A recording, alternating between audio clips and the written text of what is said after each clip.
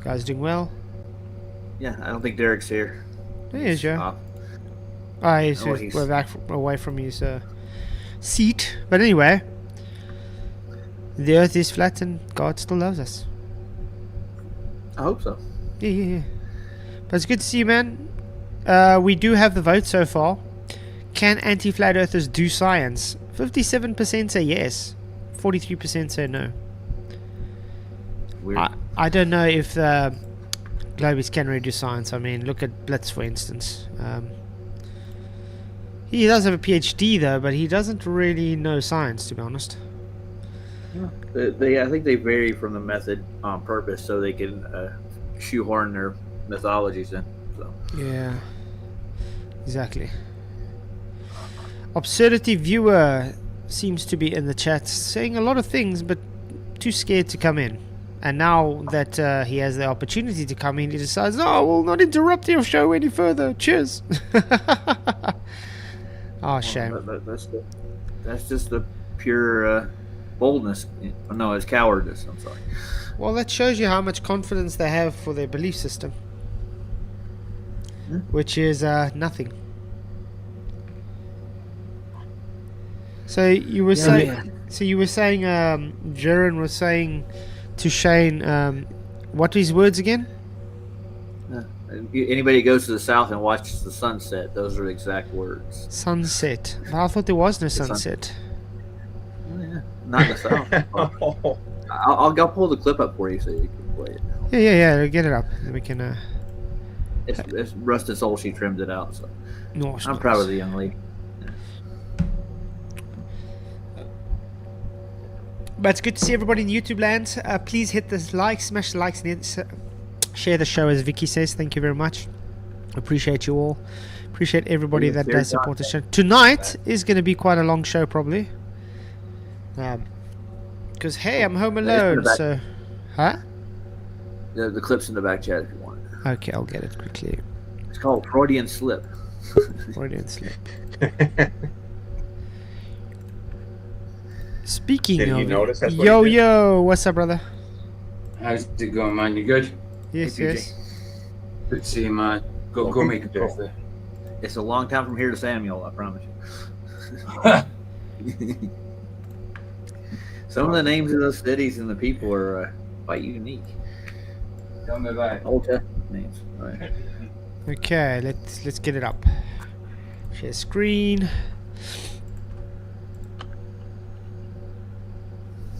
Can you guys see it? Yes, we can. Okay. Change my mind. That's why going to the south should change everybody's mind. If anybody goes down there and watches the damn sunset. If anybody goes down there and watches the damn sunset. Down there and watches the damn sunset. You're going to realize, oops, this map cannot be right. At all. It's so wrong, it's ridiculous. That's why going to the south changed my mind. That's why going to the south should change everybody's mind. If anybody goes down there and watches the damn sunset. If anybody goes down there and watches the damn sunset. Down there and watch. That's Jaren, guys. Whoopsie daisy. Yeah, and I mean, it's not the first time he's spoken about the sun setting in Antarctica. Even Jonathan did too. Yeah, over on Ether Cosmology, he said that we flew over to where the sun set. He's talking about the trip in Antarctica. Yeah, but I mean, even McKeegan slipped with this sun setting. Duffy slipped with this sun setting. So why are they all slipping with the same thing? Well, the truth's in the back of their mind somewhere. That's what it is. Hey Wesley, good to see you, man. Ryan, woo! DT, good to see you, mate. Paul, Vicky, Absurdity, Roger. That's all I see right here in this one. And the other one is Michael and Stronghold, yeah. Hey everybody, good to see you. Freudian slip or what, eh? Quite crazy, If you want to go check it out yourself. Go to Antarctica and see the sunset. Brilliant, fantastic. Nice one, Jared. We'll do that. You know, he's going to say he was talking about Punta Serenas. He wasn't talking about Antarctica. Yeah, of course. Nice. So, do you think we're going to get any Globies coming to defend their nonsense? If we could talk about time dilation, maybe.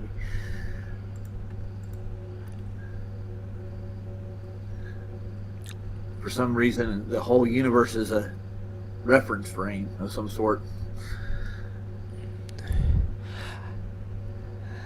But you know, you and your reference frames are ruined. You and your reference frame, yeah. Yeah. Nathan wasn't making any claims about reference frames. Like, Hey it's all Emma. their claim. Yeah. Hey Emma, good to see you.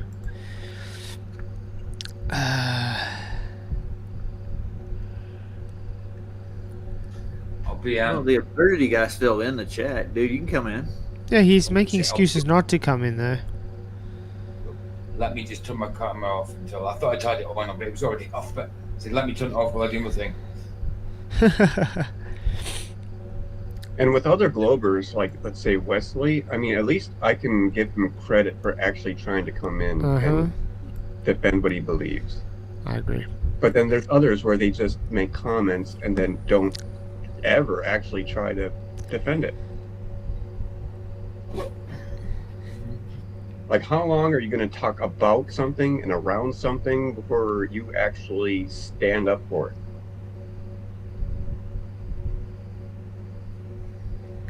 I don't know. It's actually quite sad. This is really weird because Absurdity Viewer has a link to Nathan Oakley in his on his channel. That's weird. But I mean, I see this all over the place. People crying, oh, you know, people don't want to come and talk. I don't want to talk. It's like, but you guys are allowed. You guys go and chat scan constantly, but you're not man enough just to come in and have an actual discussion. You know what I mean? It's like, and then they expect us to respect them. It's like, how am I supposed to respect an internet troll that doesn't even have the kahunas to stand up for his own belief system? Most of those don't even have their real name on the channel anyway. Exactly. The problem is a lot of them are the same person, that's why. You know what I There's mean? that too. So, because they're the same person, they won't do anything. Because it'll expose them. So yeah, tonight hopefully we can keep it science-based. Because that's why the poll is globe anti-flat earthers can't do science. So, do you think they can? Does science include thought experiments somehow or another? Or, you know, I don't think it does personally, but I think a lot of their science is a thought experiment. Well, if you have to be pedantic, you can say thought experiment is your hypothesis. You know what I mean? But that's about as far as thought experiment goes. Then you actually have to put into testing. Yeah, then it's no longer a thought. You have to actually prove it. Yeah. So, Story that. but I guess this is why Blitz was running away when I asked him to cite the scientific method. Yeah. I just want to say, absurdity viewer, I'm not saying you are the troll, man. I'm just saying in general for trolls.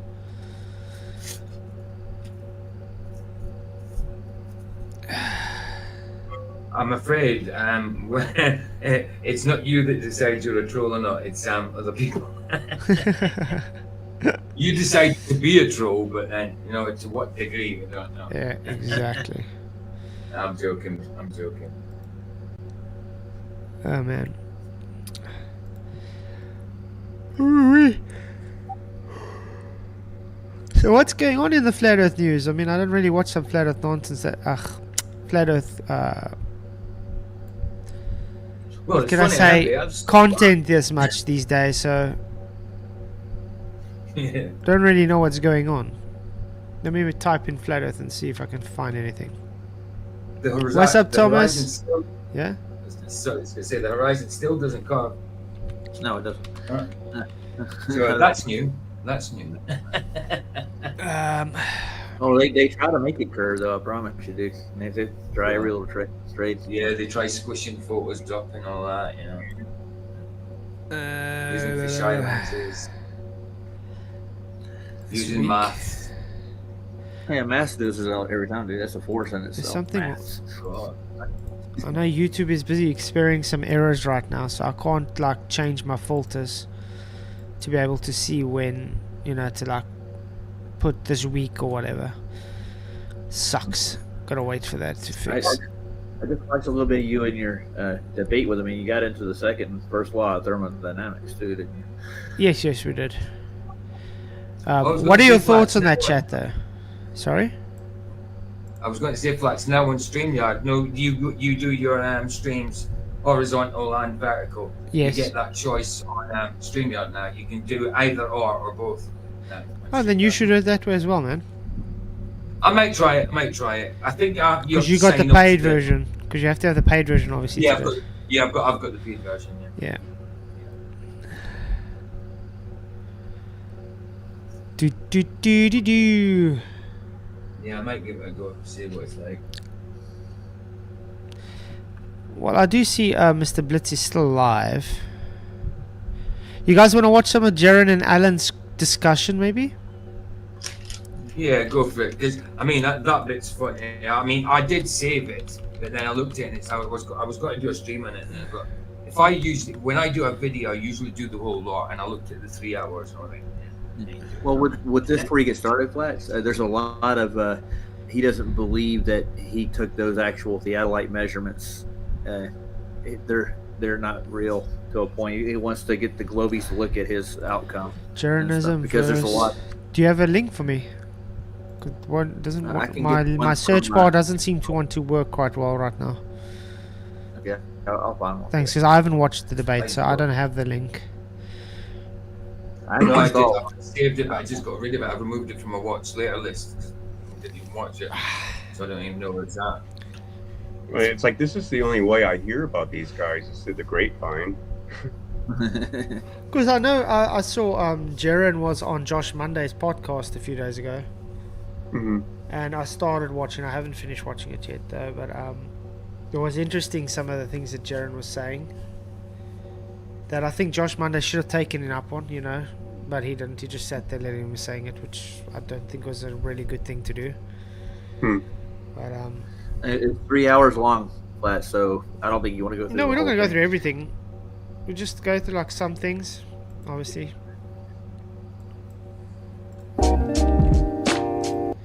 It's in the back chat if you want. Yeah, I got it. Just putting it up quickly. Alan's voice is too low to really hear him. You got to turn it up. Ah, the usual. So the usual. Well, Alan was. Oh, but it's on his channel though, so. Oh. Yeah. I don't understand why. That's what I was trying to point out. Okay. And I thought they were going to go into Discord and do this, and I was going to join them, but Jaren, I guess, decided he didn't want to go on Discord because it would open him up to the public. So. Yeah. Him and Not have a problem doing that. They don't like people to come in and confront them. Okay.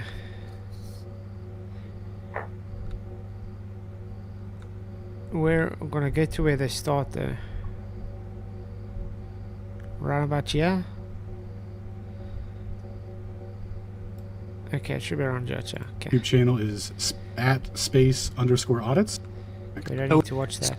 Yeah, so since the TFE, we've all been searching for an answer, right? Like none of us expected, or some people did, but most of us did not expect to see a 24-hour sun, and it really made us, rethink the paradigm, go back to. So he's already accepting that the sun was really there. Alan's been doing that for a while. But what he's been doing with this is he's taken the predictions of the globe with stellarium and he's converting over to flat Earth and azimuthal grid. And the predictions for the positions of the stars aren't exactly spot on for the globe, but they're coming up more spot on for what a flat Earth would predict. Yeah. Okay. To go back to basics, and I wanted to kind of touch base and share some of the research and things that have come along the way and regarding celestial and terrestrial measurements and actually the history of flat Earth as told to us from the Chinese perspective. All right, can I ask you 3 simple questions to start, just so I get a feel for? How's that, King Jaren? His Highness. Science. Yes. Wow. Don't ask. Yep. My liege. Yeah. Liege. It would be. That's insane. Where you're at as far as did we go to Antarctica? Yeah, I'm fairly certain you guys went. I don't contest that at all. Yeah, no, it's just the main, the argument from most flat earthers is that we didn't even go. So that's a good start. And we did see the 24-hour sun, so you are of the belief that it takes place in the southern summer? Yeah, and not only you guys, seeing it or whatever, but there's also record of the Chinese talking about it when they did their expedition in the 1400s. And there and I also found some Greeks. It was I can't remember his name, Animaxenes or something like that, Anaxagoras or whatever, and Aristotle were X's and E's and one of those names, So anyway, Anaxagoras and Aristotle were getting into it, and Aristotle was like, well, what about the 24-hour sun in Antarctica, or in the southern? Aristotle. Where did Aristotle ever talk about the 24-hour sun in Antarctica? What's he talking about? I don't think so. This is Ether stuff, man. You know what I'm saying? These people actually think that there could be two poles in the celestial sphere. With just kind of like a figure eight, you might say. Okay. It circles one, it circles back around. But I know Alan does push like what Whitson has been pushing. Those personalized domes and all that. Yeah. Yeah. You know. Half, and he was like, well, I haven't seen it. I don't know if that's a real show. Sorry?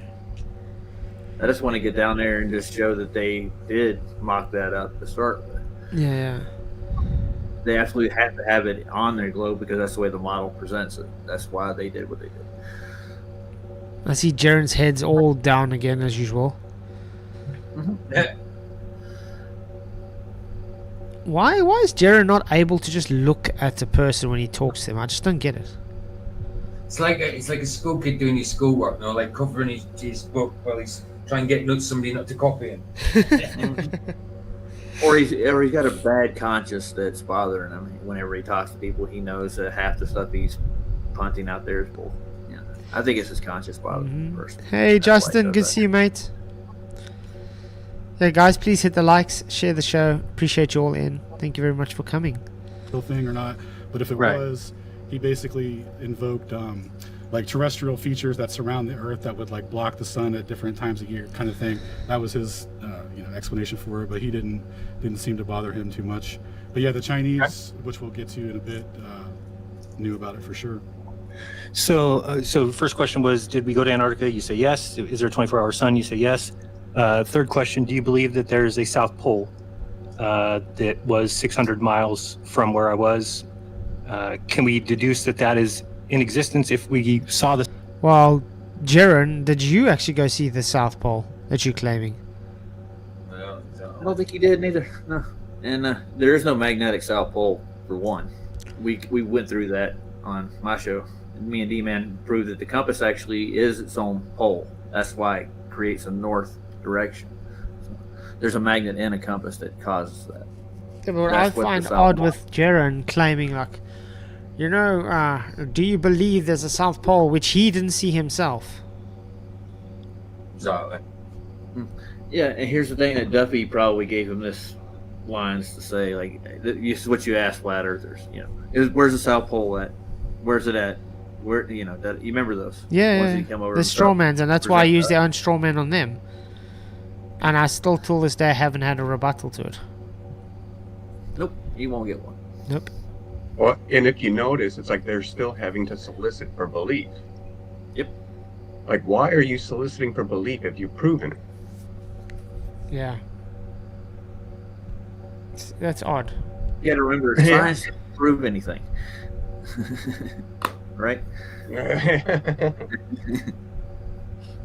South Celestial Pole, and we would have to assume what's underneath it, and we also know that people in different areas of the Earth can get there by all going towards the southern part of the sun.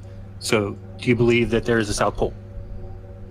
Yeah, so I'm pretty sure there is. Like, it's just, you're just measuring latitude convergent lines, right, as they go together, and you would presumably have the same thing in the north. Like, how it works mechanistically, we'll talk about the mapping of the world using the stars versus what an observer sees per their latitude, because I think the difference is there I think the difference there is that we see everything individually, but we're shown these like these 3D models that have a God's eye view that kind of give us an expectation of physicality to the heavens, and like if this thing's over here, then nobody should see it over here. But the whole entire thing is absolutely designed from the top or from the bottom up, as an observer-centric single observer to make the whole thing in both hemispheres. They used to have two separate stuff. Why does it sound like he's very nervous though? Alan? Yeah, he's. I guess he's. I don't think he's camera shy. He's got a lot to present. But what he's saying, he's giving the same individual dome thing. That's what he's. And there's a lot of people judge it right away. That's why he's afraid of it. He does make some good points, and I didn't watch this part necessarily, but later on he makes some much needed points for flat Earth in it. But all Jaron can say is not almost. Our maps for the north and the south before they merge them together. But we can talk about that as we continue on. Okay, yeah, just wanted to make sure. And then, props to you versus many of the other flat earthers that won't even have me on their show or won't even have a conversation and block me, everything else. I just want to give credit where credit is due. At least he's willing to come on, have a conversation, and admit what the truth is, which is, yes, we went to Antarctica. Yes, there is a 24-hour sun. And I guess by extension, I say there's a South Pole. And we'll get into that. But I just wanted to make sure that those three things were covered. So you can go ahead and begin whatever you want. Oh, man. If you guys have anything other more exciting than this, I'd be very appreciated. To be honest, this isn't something that's really appeals to me, specifically because I don't really trust Alan, to be honest. And Jaron is just a numbskull. So it doesn't really appeal to me, to be honest. I got you. And all I'm really seeing at the moment is Alan saying yes, yes, yes to everything Jaron's saying. So that's a bit dodgy. Well, Alan's point is that they're using a global coordinate system to create a South Pole. That's what he's going to get into later. But that's neither here nor there. And I wouldn't take a Chinese astronomer's observations as read because you have any evidence for it. This one out of like probably a million. But saying yes to the 24-hour sun in the south, I would not have done that. No. Correct me if I'm wrong though, but like Jaron was like giving a nod to flat earthers who would have him on their show. But yeah, correct my memory if it's wrong. But Keith, haven't you invited him several times? Many times. Yeah. Right. Is he banned from your channel? No.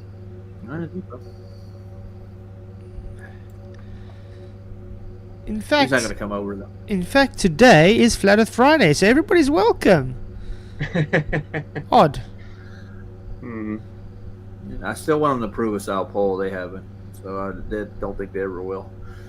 I can. They're just not there. Simple. Let's see. There's a whole bunch of stuff on Flat Earth Library. If you want me to pull some of their stuff up, they got some pretty decent stuff. I would like the anti-flat earthers to show us how they can have science. To be honest. Huh, yeah. Well, they got to bring some science with them, don't they? Yes, yes. Like everything is rotating around the Earth. Oh, I see Dr. Blitz is still alive. He says Flat Earth is dead. Again? Again, yeah. Apparently it keeps dying. It somehow dies, gets resurrected, dies again. Don't know how that works. It's like it's being resurrected every 5 minutes or something. Is that what's happening? Who's Dr. Blitz? The guy debated. The guy that the guy that looks like he'll never get a girlfriend. Oh yeah, did you guys go into neutrino stars and their light in his debate? He brought that up. I watched. Of course, he brings it up. Oh, nice. Because he tries to prove that matter can get destroyed, which literally goes against the first law of thermodynamics. And he contradicts himself by making my point that no, it becomes light. So it didn't get destroyed; it just transformed. Yeah. No, that comports with the second law Yeah. and the first. I mean, the guy tells you, "Oh, my definition of the first law." I'm like, it's not my definition. It's literally the definition. He literally thinks that everybody has their own individual truths too. It's really crazy because I cite it to him and I tell him, "Well, MIT says he's wrong," and he says, "Oh, well, no, MIT's wrong because it doesn't agree with him." funny. You understand? Yeah, he has his own individual truth. There's And nothing that then, you test. but what the funniest thing was, he comes and he shows an image of a writing he did with the conservation of momentum and energy, the conservation of energy formula, which is the first law, and he sticks it up and says, "Oh, you see, I'm wrong," but it literally is what I cited. Then I gave him Chem Libertech, and then he agreed with me after he told me I was wrong. Oh God. Yeah. Yeah, there you go. He's brilliant, dude. So it's like he's saying he's wrong without admitting he's wrong, in a way. Yeah.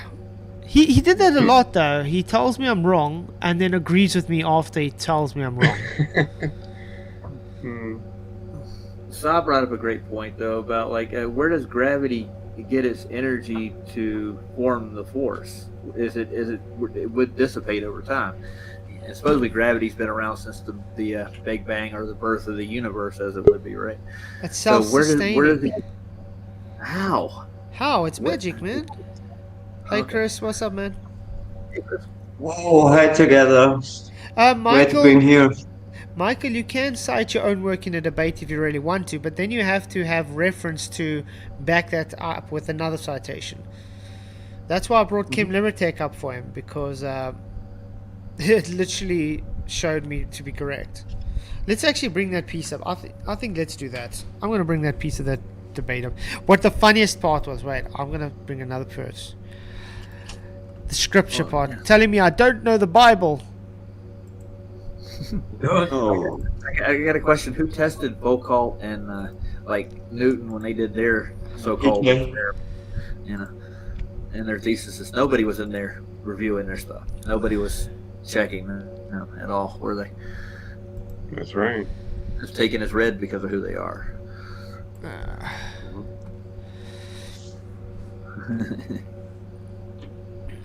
They should start coming in soon. Oh, and by the way, I tried to watch Sean Hawkins try to review this.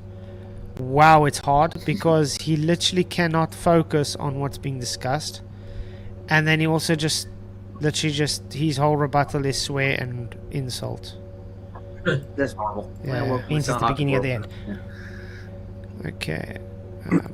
And it's understandable if a person gets upset from time to time. I'm not immune to that, but if that's all an argument is based on, then you have no argument. Yep. Yeah. Okay. It's true. Watch the look at this, guys. That's from you, I think. In the beginning was the Word was with God, and God was the Word, and Word was with God. So that means in the beginning, the first Hold of on. existence, Hold God on. is. You know your business better Aw. than anyone, right? So why not build an app to run it with Base 44? Thank you, This Base fine- 44. Okay. Just look at him now, okay? Look at the confidence he has and how it gets smashed to smithereens. Yeah. What's up, Alan? Woohoo! Everything was created by God. Okay, For I found God. it. You should learn your Bible. I know my Bible It's much this better than Isaiah you. 40. Okay? This is Whoa. Isaiah 40:28. Yeah, you should learn your Bible. That's what he's telling me. Okay? It says the Lord is But look how bad he gets ripped apart here. the everlasting God. Yes. Does everlasting mean that it had a beginning? Yes. He's the Alpha and Omega, the I'm beginning sorry. and the end. You just told me I'm to sorry, know my Bible and you everlasting? don't even know what that means. I'm sorry, everlasting means that it had a beginning? Yes. Are you sure? Because I'm pretty sure everlasting means always existed. Yes, God has always existed because He is the beginning. God has always existed, then God doesn't have a beginning. He is the beginning and the end. Do you know what the word beginning means? Yes, Bereshit. Well, no, that means like in the beginning of. But I'm asking, what do you think the English word beginning means? Starting point. Okay, So if there's a starting point, then that means that there was not the thing before the starting point, right? What do you mean?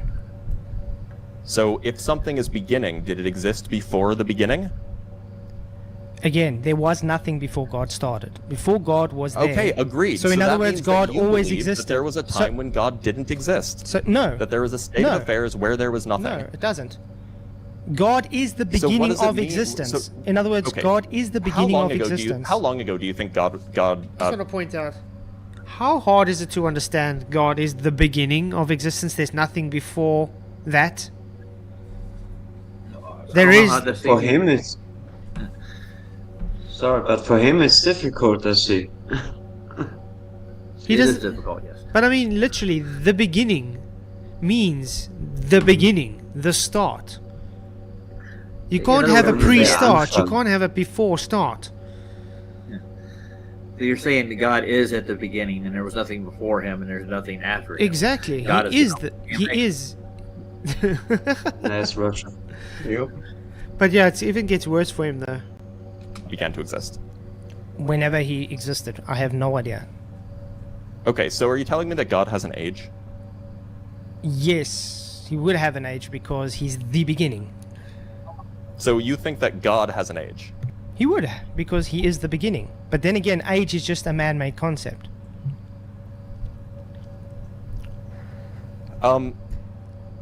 How familiar are you with the Catholic Church? Very familiar. That's why I actually Do you speak understand against the that Catholic right now Church. you would be burnt at the stake alive if you were living in Europe 600 years ago? Yes, and do you know the Catholic Church are not Christians?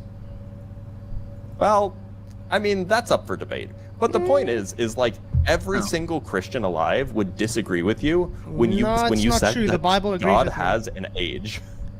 Yes, he would have an age by logic. He doesn't know his Bible, does he? No. But yeah, I find it Latest really. institution. Yeah, I find it really. He's attacking that crazy institution, what we call Catholic Church. I mean, this is something else. Yeah, look, his argument there was the Catholic Church would burn me alive. It was 600 years ago for being a heretic because I say God is the beginning, which isn't heresy, by the way, because that's literally scripture. And he's overconfident and telling me I don't know the Bible. Well, I'm literally showing him to be wrong. And I'm going to bring it up now because he's even going to try and bring up the Greek lexicon to try and show me I'm wrong, and it's still going to show him wrong. That's actually funny.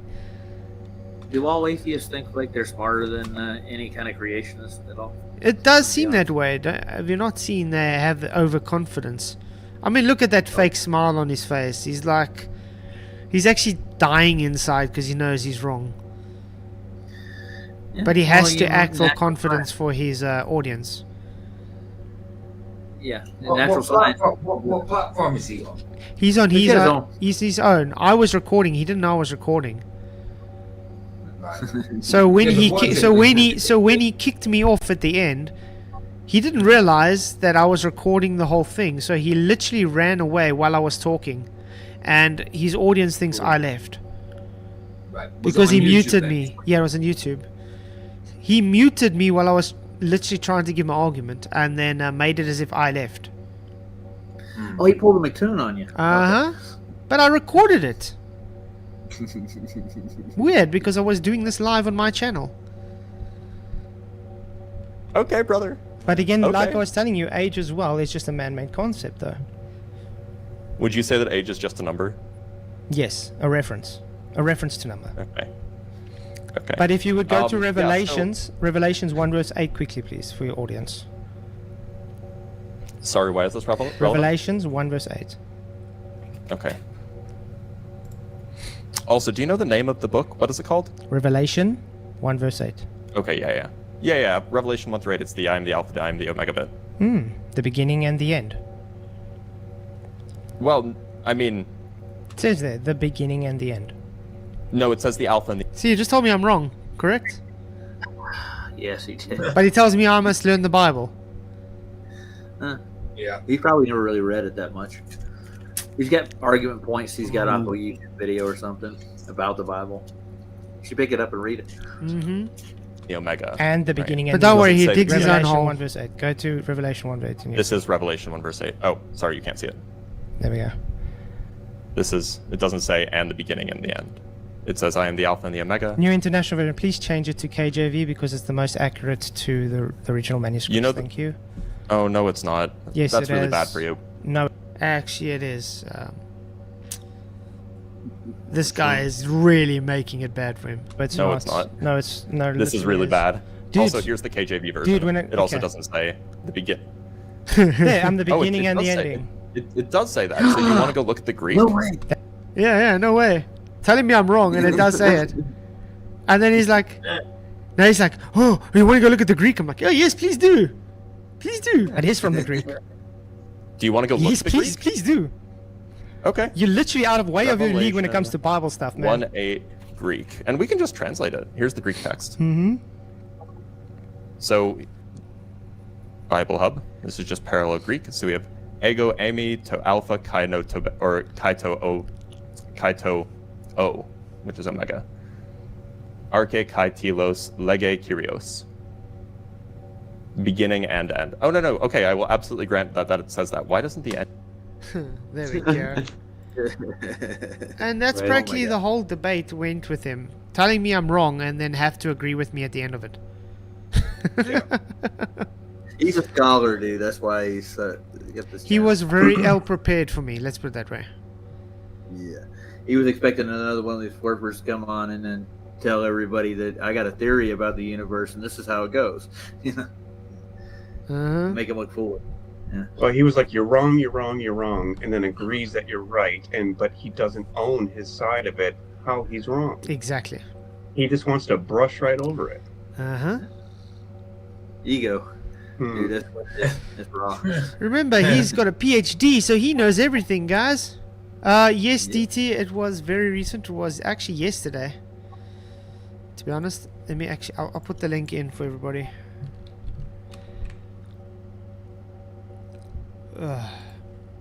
I still yet to sit and watch the whole thing yet. I gotta get more time, but I got stuff going on. It's life.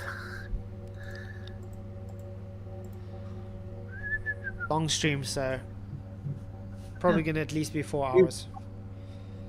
Well, we need bait for Globies to come in. Hey, we do have one coming in now, Absurdity. Hey, how's it going, Okay. Absurdity?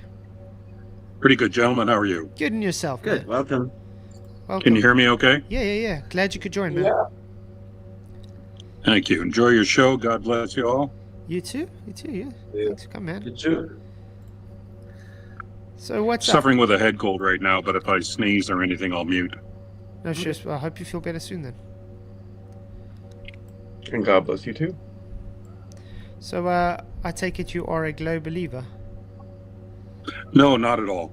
It sounded like it. Right. Yeah, so So he's flat earther. Welcome to the group. We need bait for Globers. Where's the bait? Come on. We need a carrot. well, I wouldn't actually describe myself as a flat earther either, but I respect the narrative, and I have some questions concerning it. Okay, yeah. You can ask. Don't worry. Feel free to. Mikasa Sukasa. Yeah, I'm getting a little feedback here. Let me see if I can fix that.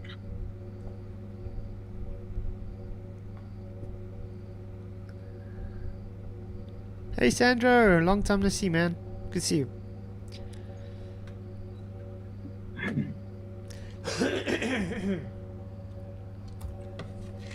Sorry, gentlemen, give me a minute. No stress, man. That's all right. We got time.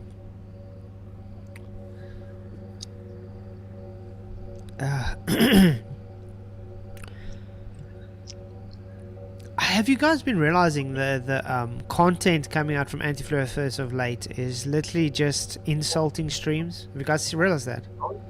Yeah. We're getting stuff from Conspiracy Music Studios now, just hitting everybody over on Vlad's side of the group. Yeah, but I mean, if I go over to like their channels to see what they're literally streaming about or something, it's always just sitting and laughing at flat earthers or mocking flat earthers or That's practically all it is. That's true, yeah. I was on Earth's Awakening and I was so mad because they just, put me aside as a fool and stupid, the whole time, you can't discuss anything, just shouting each other. Oh yeah, that's the way it goes over there. Mm.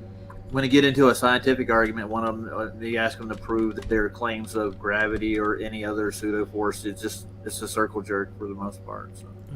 Right. Especially on there.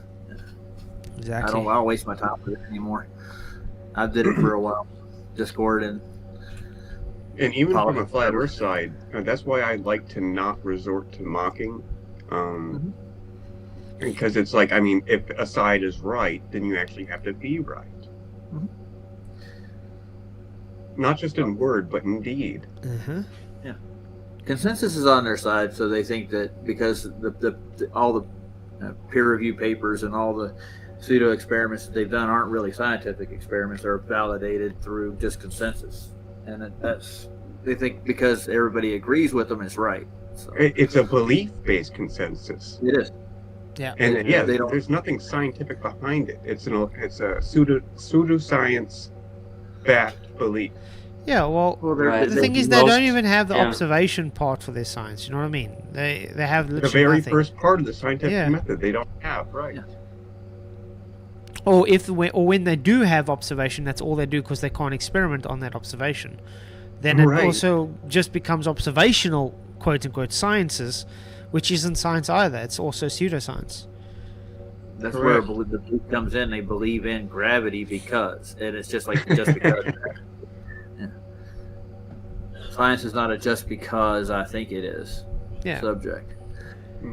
But I mean, this is what I was trying to let FTFE understand that last time I was debating him, whereas location is the cause for an effect in the sky. It's Location? No matter where you are on the Earth, it's not going to change whether that effect happens. For instance, like a solar eclipse, okay? He would say changing location causes me to see the solar eclipse, so therefore that's the cause of the solar eclipse. No, it's not. Solar eclipse will happen whether you change your location or not. Yeah. That was one thing that Alan went into, like the location of the last solar eclipse. It actually matched what we predict on a flat Earth as opposed to a globe, because it would slope away. You would slope away from the actual observation. Yep. That's why they have those tangent planes when they do their measurements. They actually have to create a plane and put it over a globe. No, you live on the plane. That's why you see what you see. It's not because in the math it predicts that you would see that. No, we're talking about physicality. The physical observation actually predicts the plane is actually right. That's the point. Even when they do all their astronomy lab was doing his observations, he came over and was telling me about it. I'm like, yeah, we have to go across the plane to get the actual 90 to get the location, but yet we're doing spherical geometry outside of that. But they have to break it down to planar trigonometry to actually get their location of where they are. The conversion rules are nonsense. You don't need them to begin with. You just cut that part out. You don't need to use calculus to figure everything out. Yeah, I realized most of the globals didn't know much about the heliocentric belief system. Indeed, they are really not in all knowledge of it. Well, most average people don't even know about this stuff, so it's all freak. Yeah. Well, I didn't know about it either, even when I believed in the globe. Like, I had to go back and actually look up, what is it exactly I believe? And like, why am I trying to convert, plane measurements onto a globe? Unless I'm trying to insert a belief in it. Well, they can't prove either three. Alan's saying the three biggest lies is gravity, rotation, and curvature. That's what they incorporate into it. So. Okay, let's see. Absurdity's back. Hey, it's working fine now?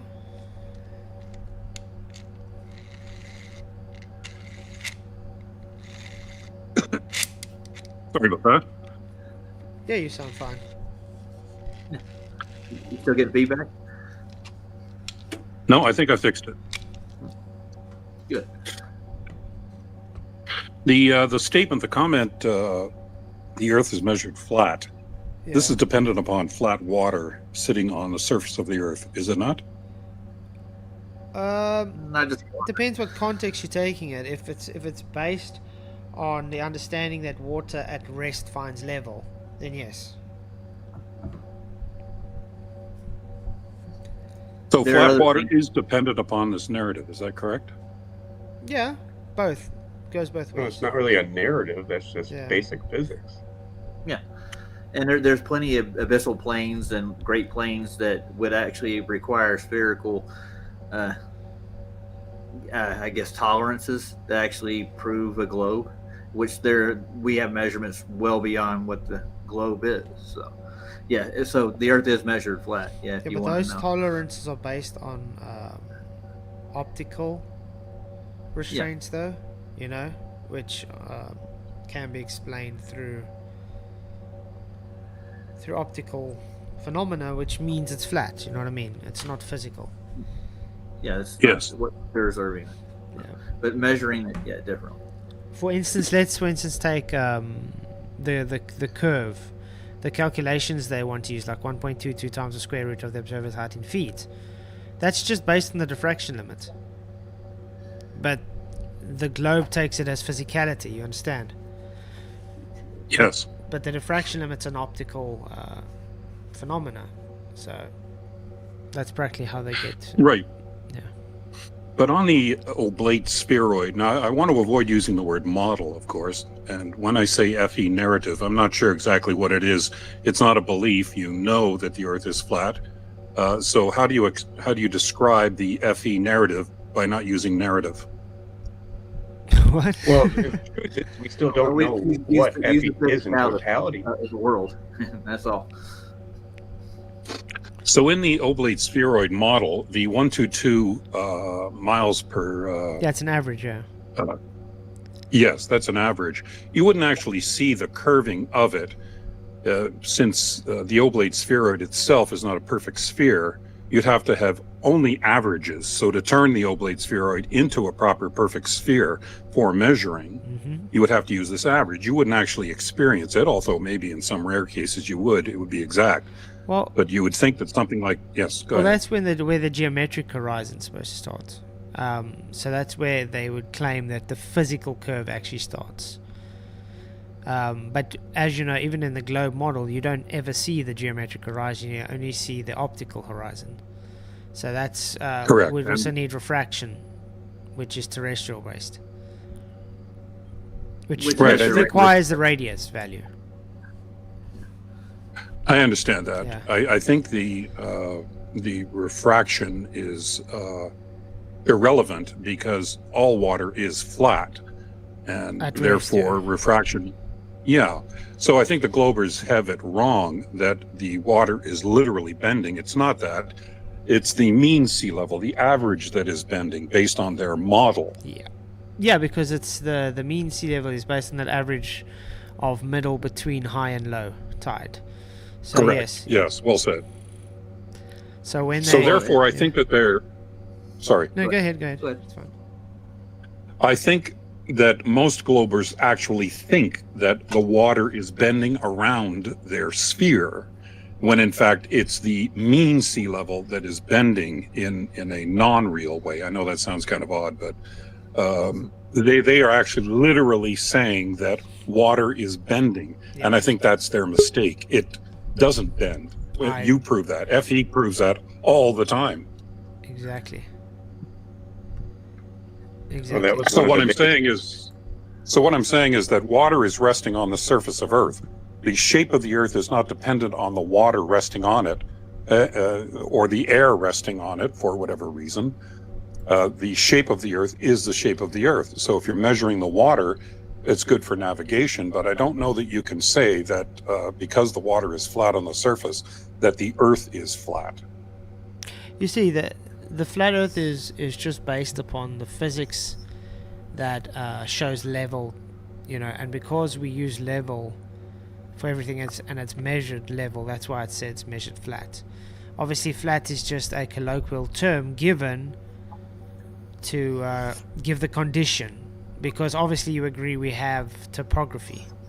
So Yes. we can't claim everything's perfectly flat. If you have to say flat as in perfectly flat, you can't have mountains and valleys and even waves on the ocean or something. So Right. I think it's misconstrued when people say, oh, flat earthers, yeah, we understand it's a horizontal condition, just like a pancake. It's flat, okay? It's horizontal, but it still has little divots and high and low spots in that pancake. But the overall condition of the pancake is flat. So it would be more accurate to say level Earth Yeah. instead of flat Earth. Yeah, I'd agree. Yeah. Okay. So when I go to the beach, of course, I see the ground bending underneath the water. So that's the actual real ground. If the water wasn't there, the ground would still be bending and sloping down into the basin. Mm-hmm. Yeah. So So those basins actually go further than their geometry does as flat. We've measured several large basins that would actually have to curve at some point, which they don't. sorry, go ahead. Oh, the abyssal plains under the oceans, they're measured flat. They've been sounded flat for over 600 miles at a shot. So, yeah, that would have to actually have convexity to that. That's the condition of the Earth. They just use a lot of math to actually try to make it bend over a distance. Well, of course, there would be a tilt layer as well, too, and the tilt layer would be thickest near the center of the bottom of the basin. So, even though it looked flat again, you're talking about an aspect. But the only thing bending in this scenario is the ground. So an oblate spheroid would be bending regardless of the liquids on the surface. At what point does it wrap around the sphere? That's my question. Well, again, the sphere is not perfect, so it's hard to say just exactly what the I've actual seen curve the would be. model. It doesn't comport to any of the photography from space to begin with. It's far from it. It doesn't look like anything in the images that were shown. So I think that they're. I think the problem the globe has is because they have to try change the definitions of the word like level. I mean, we saw it with Dave McKeegan where he wants to ignore perpendicular. You know what I mean? Yeah. So I think that's the main issue they have, is the fact they have to change definitions to suit their worldview. Well, of course, invoking photos from space has its own problem, doesn't it? Oh, yeah. But many flat earthers have sent cameras up high into the atmosphere, and you're right, the edges appear to be curved. Mm-hmm. But that's because of the macro of what you're looking at. So if you had a dodecahedron lantern, you could see up close that it is definitely a dodecahedron. But if you go far away, it begins to form into a sphere that you can't see the edges on it. Yeah. So the basins are connected. Flat water sits in these basins all the way around, but from a distance, it looks curved. Well, that's optical. Yeah, it's optical, yeah. Yes. Physical. Optical. I mean, you have to remember that how your vision works as well, and cameras in general as well. You have to think of it as like a 360-degree sphere of vision, you could say, around you, okay? So if you have to point your arm in front of you, it's got a radius.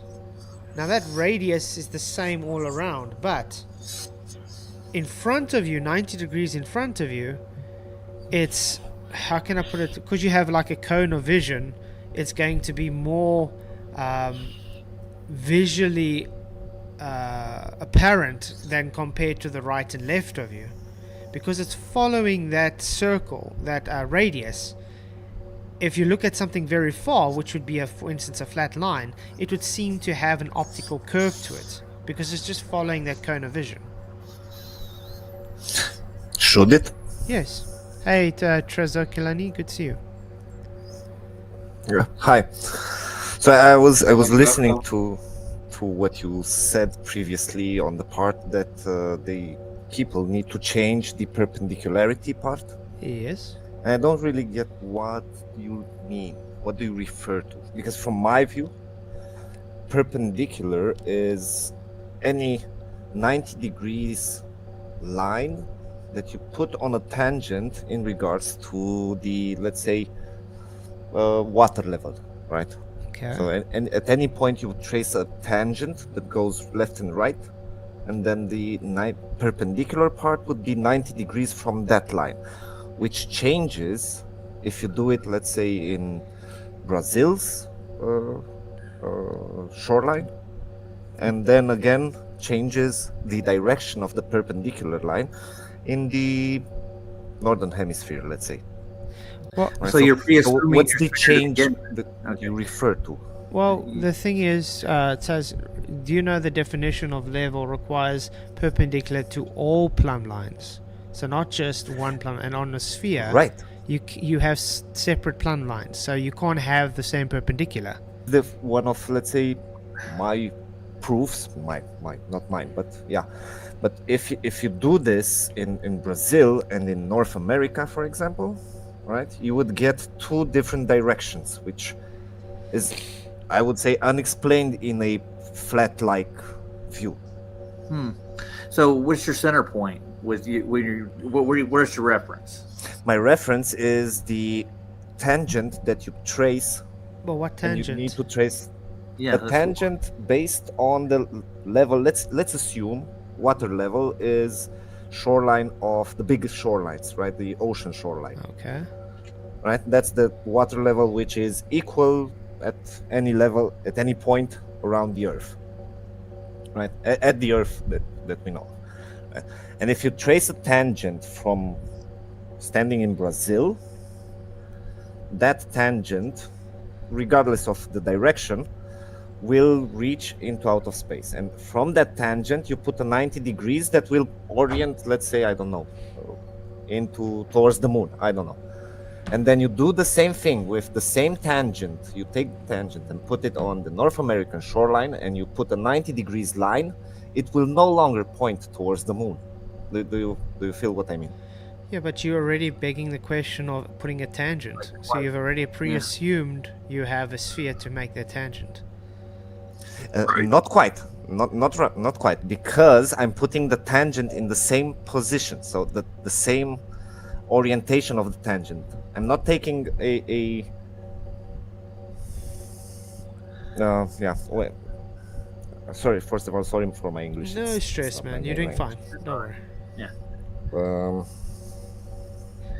You're putting the tangent on the water level, right? On the water level. So let's assume the water is completely flat at some point, at one point. It's completely flat. And you put the tangent on the water level. Then you'll get the 90 degrees pointing towards the moon. And then you put the tangent again in North America, and you'll get a different pointing 90 degrees from the same water level. And that means it's not level. That means it's not level because you That- can't have a different 90 degree. Well, no, because in principle, if you do a measurement in regards to the moon, let's say of your level of the water, right? It should have a difference, a really small difference, which would be the curvature difference, basically. No. Okay, here's No, where wait, you're wait, wait. failing. I disagree with you though, because the moon doesn't determine the curvature. So I'm trying No, to tell no, but you you that take the moon as a reference. You take the moon as a reference for your measurement. Okay, let's for instance say, let's take a Burj Khalifa, for instance, a building, just a tall building, and you are on the east side of that building at 100 meters. You would understand that if you go to the south side of that building and look at it, and you're 50 meters away, you're going to have a different angle. So your building is 50 meters long, let's say, No, right? I'm just saying the Burj Khalifa. Let's say the one side you're 100 meters away. Okay, you're looking at it at the east. Now you go to the south of the Burj Khalifa and you look back at it, and you're 50 meters away. You would have a different angle measurement to exactly that same building. I'm not following, sorry. Let me... In other words, your tangent would be different because you're assuming it to be on a sphere. That building has not gone over a curve. That's what I'm saying. Your reference to the moon... But I'm not. This is the difference. I'm not. I'm tangenting to the water level. Yeah, but basically. A tangent is begging the question of a sphere. No, I'm just tracing a line. A yes, tangent. which a It tangent doesn't matter if it's a sphere or not. Of and course, just tracing because a you cannot tangent on the water level. But you can't have a tangent unless it's a sphere. No. Yeah, of course. Let's then change the wording and tracing Okay. a line. Okay, horizontal reference. Let's put it Horizontal reference, right? A Okay. horizontal line. Because Let's you've got put to it have a this way. curve for a tangent, a straight line meeting at a curve. Uh-huh. Yes. So Correct, you need to have a curve, you're presupposing a sphere, There's two other presuppositions. or something that's or something that's concave. You know. Yeah, and Right. the reference you're using is the moon. Is the moon in the same location on North America as it is to Brazil? Well, no, but you can calculate the angle that you measure from the moon. But let's remain on the horizontal line. Horizontal, So okay. tracing the horizontal line, not the tangent. That was, let's say, poor wording from my side. Mm-hmm. You trace a 100, I don't know, let's say a kilometer line in Brazil, so that it has some effect, and then you put this same line on the water level in North America. You'll point your 90-degree line will point into different directions. Yeah, because you're looking at the moon from a different location. Not the moon. Not the moon. It doesn't matter. It points 1.2 degrees. I don't know I don't do the maths, but My next question would be: do you have a measurement to the moon and its radius too? Its radius value? Wait, Roger. He's trying to determine a horizontal datum from two different locations and saying they're different from each other. How does horizontal have two different horizontal? I mean, have the same? No, it's not that horizontal. The horizontal line, you trace it on water level. You don't know what's in North America, right? It doesn't even matter what's there. You trace a But is the kilometer elevation? long. But is the elevation the same or different? It's irrelevant. It's irrelevant. The elevation. It's irrelevant because you trace it on water level. It doesn't matter. But you trace it. But that's why we were talking about mean sea level before. It does matter because if you taking something at 4,000 meters elevation and something at 1,000 meters elevation, those are two different levels. You understand? So it will give difference. Right. So it has to be at the same at the same levels if you want to do this thought experiment. Then let's take what Eratosthenes did. Why? Yes. Okay. Why isn't that a valid test? Or a proof, a valid Can you proof? replicate it yourself? Yeah, of course you can. You can? It has been. And you got to get the same problem with elevation and getting your height into. But no, if you do it on a, so let's we're doing it in reality. Let's go one step backwards, right? Is the entire coast of North America at the same level, the coast? So where water touches the land, let's say where water ends. But the oceans are moving. There's tides. There's waves. Right. So it's not level because it's not. But at any flat. point in time, at any point, let's say at 9 a.m. in the morning, is the level where the water ends in New York the same as the one in Houston? No, because the sea moves. The water moves around. At 9 a.m. Yeah, the water moves around. It's different elevations. We get Yeah. And by how much does it change? You have to do the math. Depends. Even the weather makes a difference. No, but I'm asking from your. Let's give a number. I don't know. It doesn't matter. It doesn't need to be precise. But give a number. It can't be kilometers. I'm very confused on what you're trying to say because What I'm trying to say is what Eratosthenes did. He did at the same level, and water keeps its level. Who did what? The where water ends and the land starts. At that point, right? I get that the water moves. Okay. But the changes are too minute to have any impact. And that's why we said level. That's why it's called mean sea level because it's an average. You understand that the average difference are too small. No. It doesn't change. You can have at one continent, their level is, for instance, higher compared to another continent, where the land touches the water. You understand? No, I understand, but on the same coastline, right at 9 a.m., where the water touches the land up in New York, is not at a different height of the water touching the land in Houston. Okay. This is what Okay, I so would we're say, saying it's the same. right? Okay. It's the same, right? Okay. At 9 a.m. Of course, it changes throughout the day. There are tides, there are waves, right? So if you do this test, what Eratosthenes did, Aristophanes at didn't the use the same- water. he did it No, on Aristophanes the did the desert. well and the used the sticks and shadows with the well. Yeah, right. It's even better then.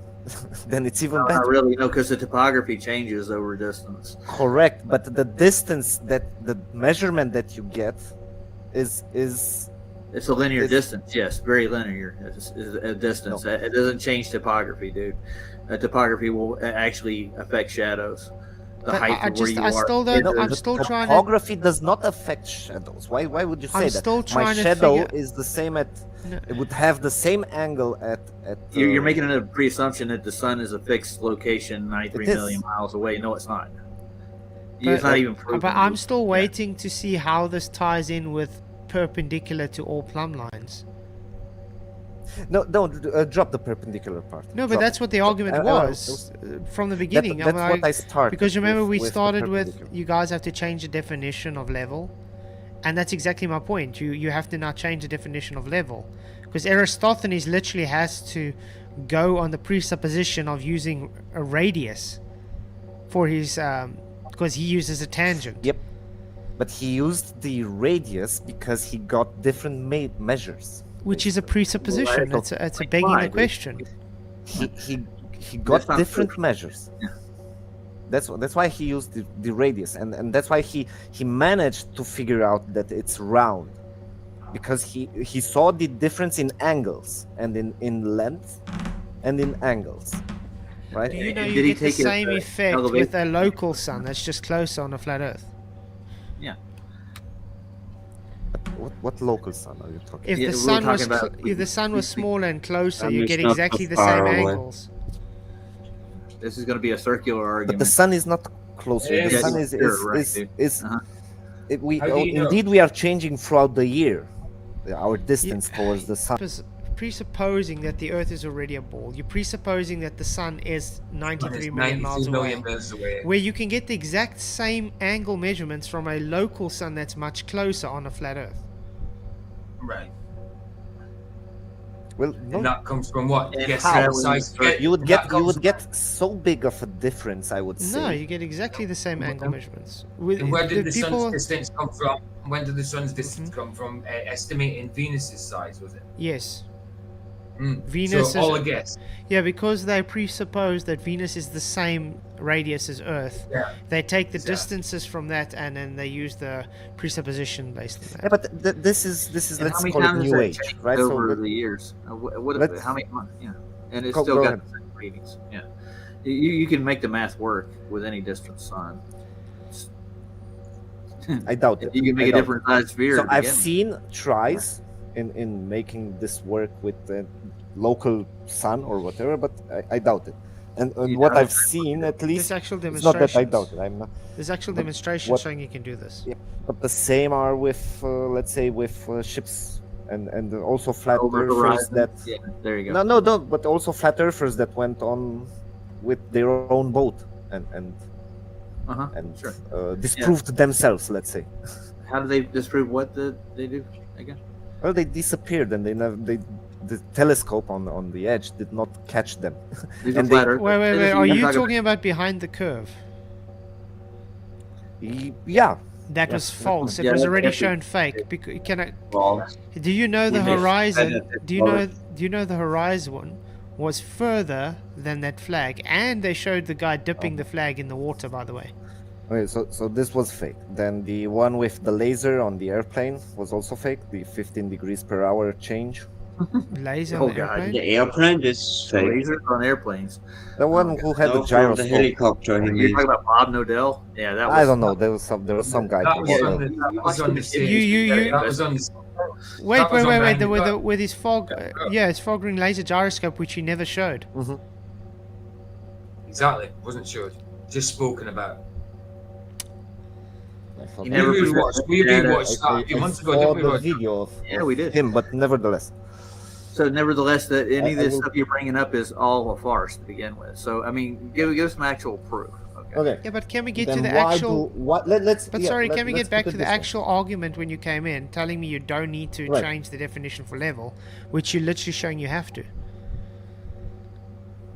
But no, I'm not, because this is what I rectified later on, right? From my perspective is the fact that in New York at 9 a.m. where water ends and land starts is the same level It isn't.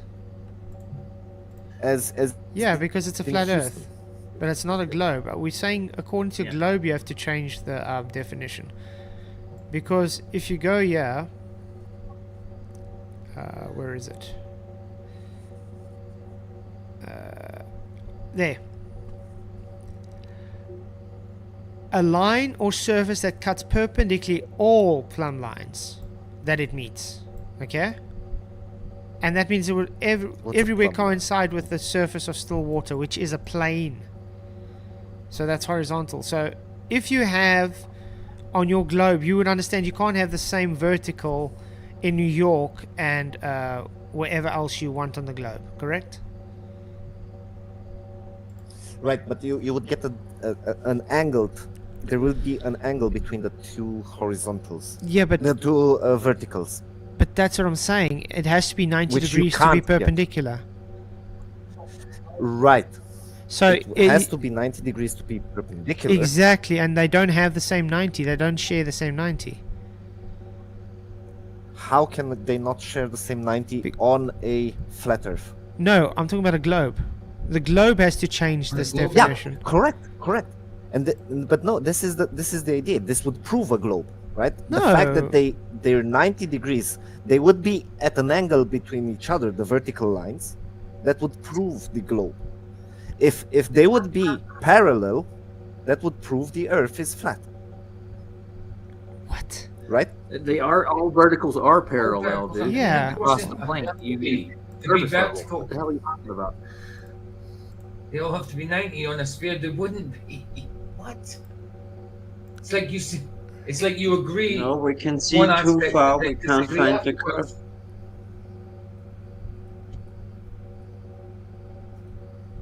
Oh, sorry, I didn't hear. I don't know if it's maybe a language And you- barrier, but I don't.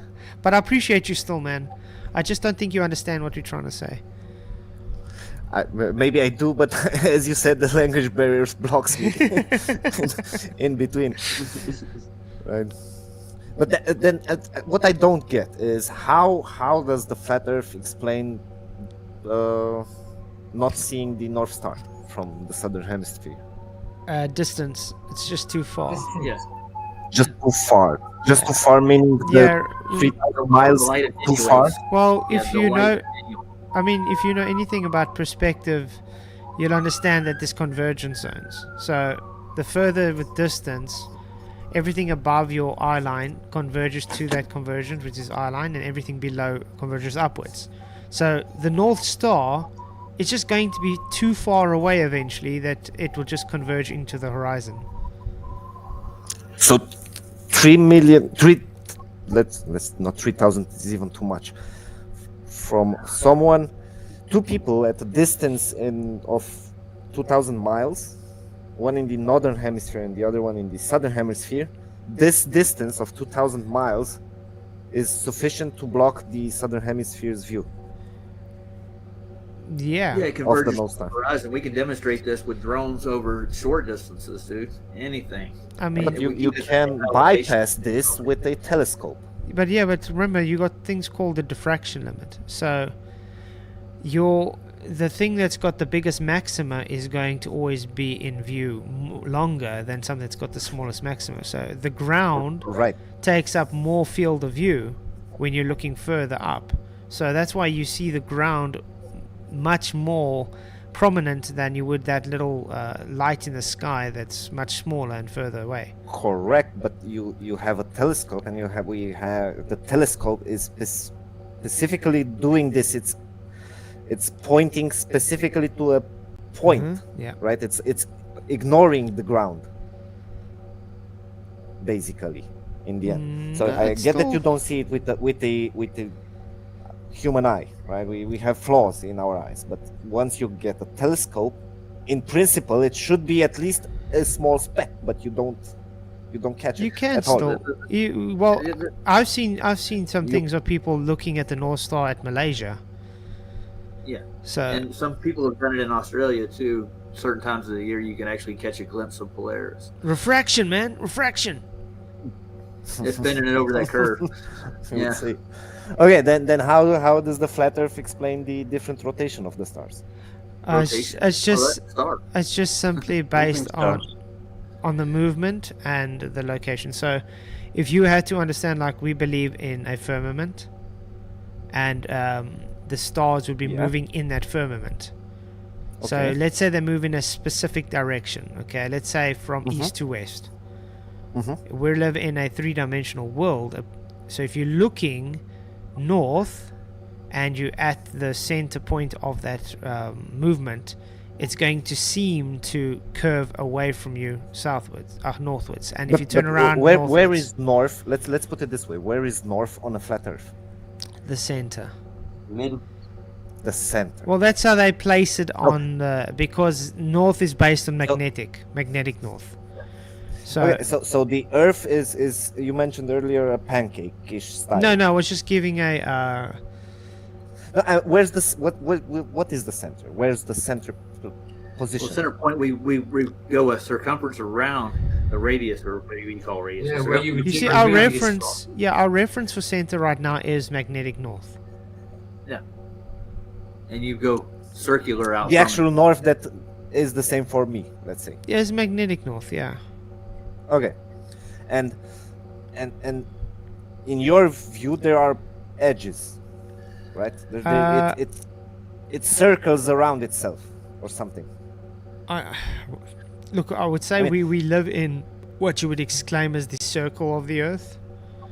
You know. Right. So at some point, in principle, if you take a left and you go straight towards the north, right? Yeah.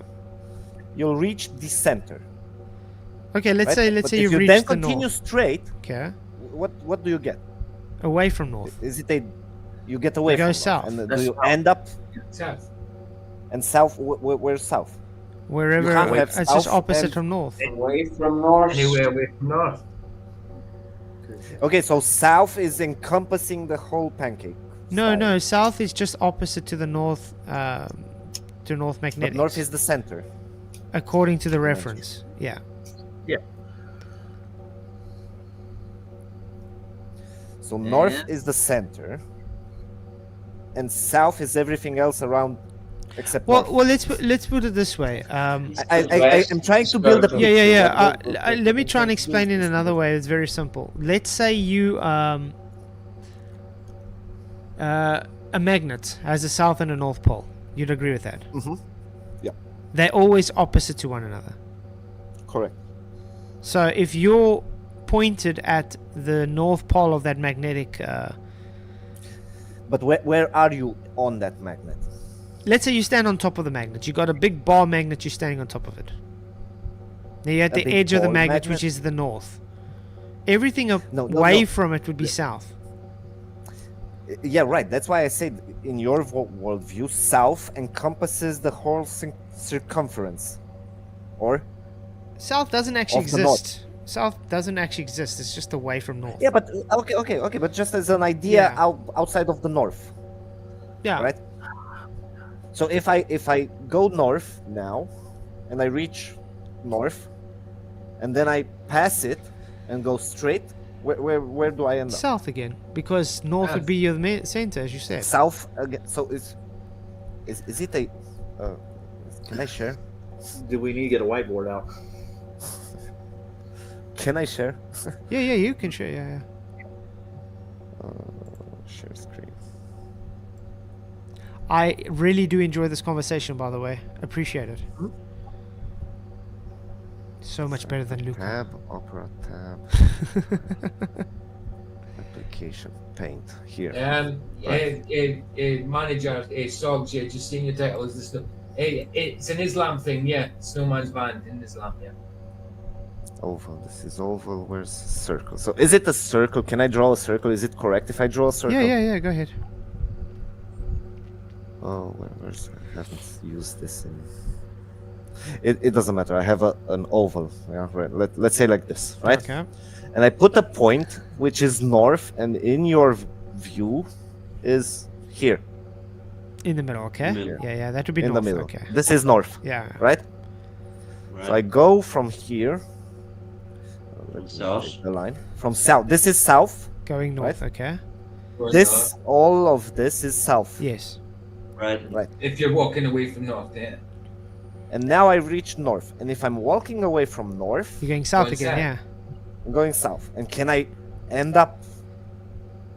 Yeah, you'll probably end up reach at this. Here's a barrier. Yeah, you'll end up at the four corners, what the Bible calls the four corners of the earth. And no one's ever been. Yeah. Mm-hmm. Yeah, and now but then, and what? Let's put it this way: what people circumferencing, going around the Earth, they do something like this. I don't know. Well, if you looked at anybody try to do circumnavigation, something they've never. Like this, basically. Yeah, if you say that. Yeah, basically. East and west centric circles. Yeah. The thing is, people haven't really circumnavigated straight south to north before, even when they try to attempt the globe. But they have. They circumnavigated the Antarctic. No, they haven't. Yeah, you can also get a cruise ship to. You can. Yeah, we've checked through all of this. We've looked through all the logs and everything. There's been no circumnavigation of the globe north to south. Yeah. There's only been east to west, and when they attempt to do north to south, they take a hard left. Yeah. Yeah, you have to declinate to north because in order to actually navigate, you need a compass. Yes. That's a must, dude. So we'll throw away the compass, throw away your north, and we'll go circumnavigate, see how you won't fare. Organized cruise tours. So if these organized cruise tours are fake? No, we're not saying they're fake, dude. They just don't navigate where you say they do. They lie, basically. No. No, so they don't. They just take me from here and go here and go back. This is remember. What they do. Let's put it this way: have you ever been on a very big roundabout? Okay, and it's quite a few kilometers roundabout, but it looks straight to you. But you may be going this? Yeah, but it'll seem straight to you, correct? Because it's very large. Yeah, from my perspective, yes. Yeah, that's exactly but to them. Now they're following the GPS, which they're following, for instance, south. Okay. How long would this take? How long would this take? Ask Captain James Ross Clark. He actually circumnavigated. 60,000. I think he went. He went. This should be the longest journey in your worldview ever. I think James Clark. I think James Clark went like 60,000 miles or something. Miles, yes. So this would be 60. So this would be the longest journey ever. Well, that's what James Clark's logs, sir. Yeah. I've never been there, so I can't verify where the edge really is. But this James Clark, wasn't this he really a long time ago? Yeah, he was with ships. Ago. Yeah. But I mean, he did circumnavigate the Earth. He attempted to, yeah. And then he also was looking for a south magnetic pole, which he could never find. So. Oh, Cook, yeah, James. Well, I think it was James Cook, yeah, not Clark. Yeah, Cook. James Clark Ross. James Ross. Sorry. It was James Ross. Captain Cook. Captain Cook. Yeah, sorry, DT. Yeah.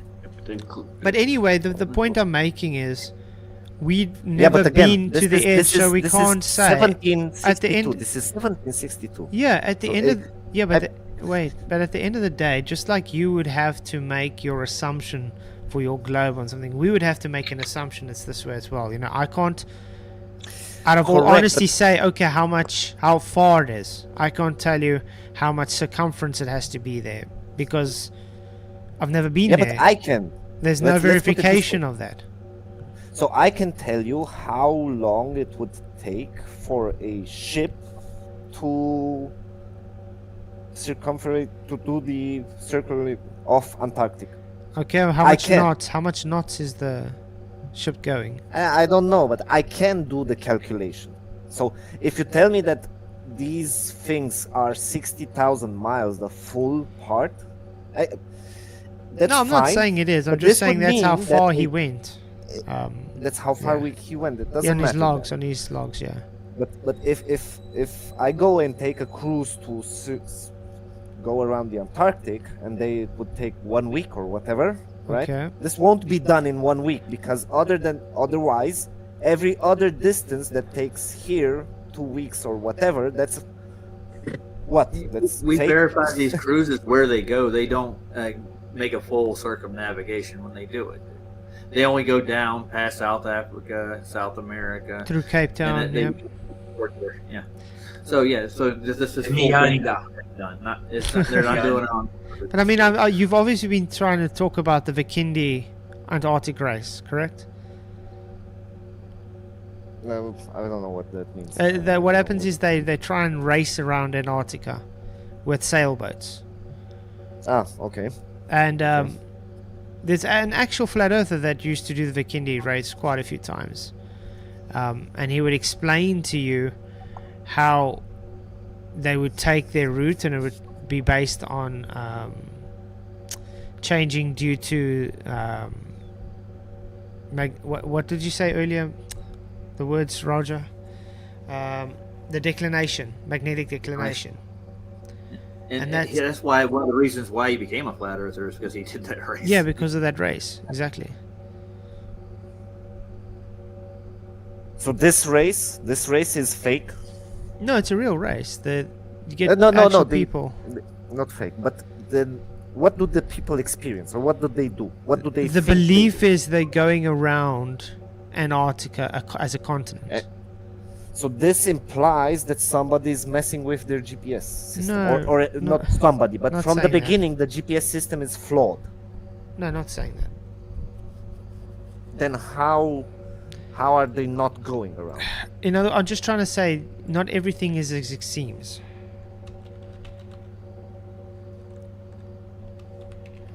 Yeah, the distances in the race aren't exact. They're not. Of What they course, claim they're they- not exact. They race in a boat. Yeah. They In other do words, not go. they're shorter than their The purported. course distance is between 14 and 16,000 miles. That makes sense. But that's not a problem. I don't see this as a proof that not everything is what it seems.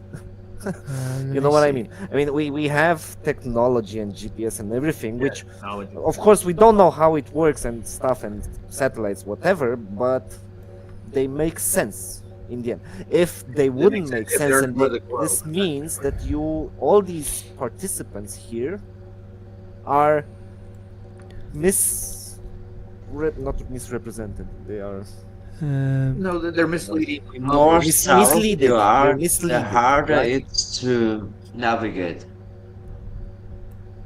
The idea is that. South you are. Sorry, we'll get to that. Most as of these participants of this race actually are just worried about winning the race, so they take a lot of shortcuts and stuff. They have a lot of things they do. Yeah, but they can't take a shortcut through the Antarctic, so they need No, to they go take other around routes. it.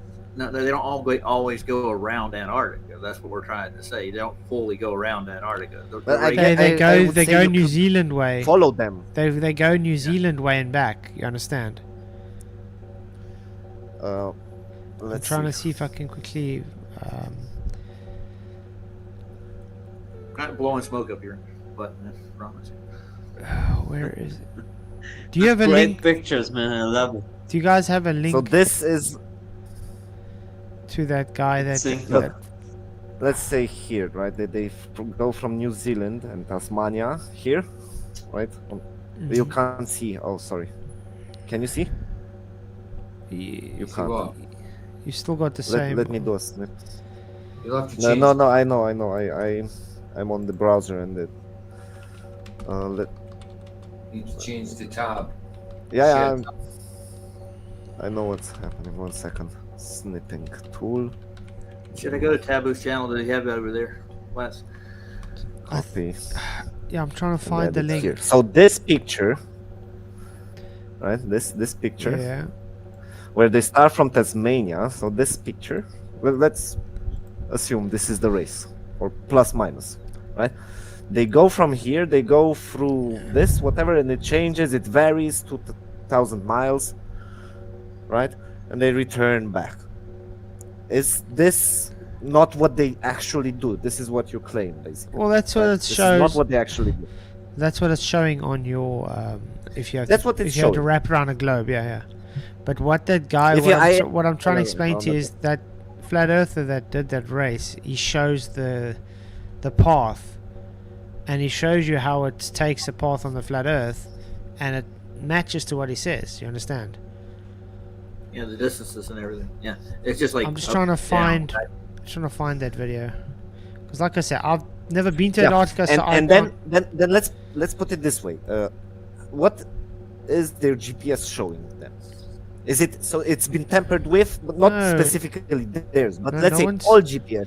No one systems says are tampered GPS has with. been tampered with. No, you're just built on a globe coordinate system to begin with. Which is Well- is Cartesian, which is flat Earth based anyway.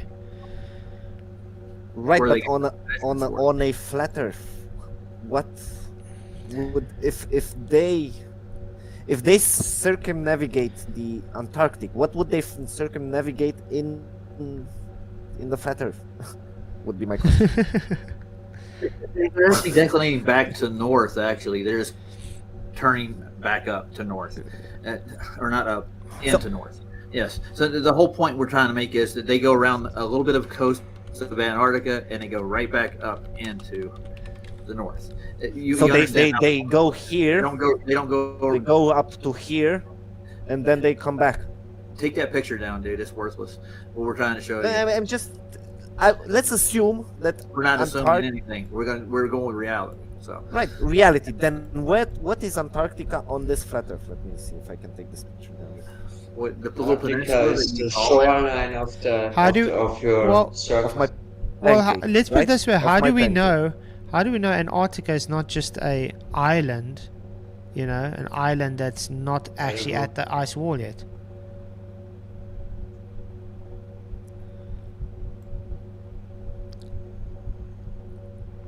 Good Yeah. point. And there's no magnetic declination to the Or you south. can put a box round You it. gotta make Put a bigger- box round make it. It's they Precise. Erase it. just right. But we need something that keeps the ocean in Put a box round it and erase it. That's beyond Right. the point. I mean, I'm struggling. I'm struggling because in my mind, A lot of people bring up the round Antarctic. Earth makes sense. In a flat Earth, I can't wrap my head around this stuff.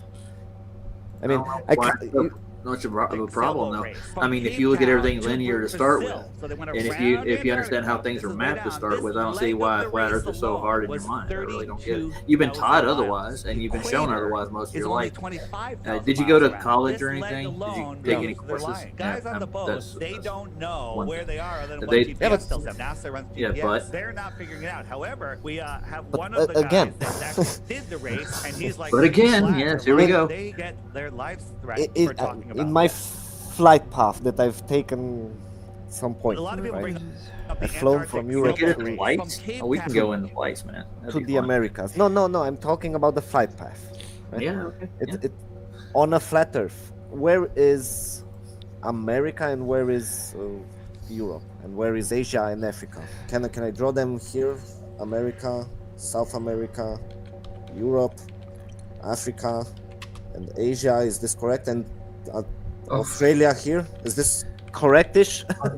No, that's beautiful. Yeah, I know, man. This is going to be really accurate too with your flight path.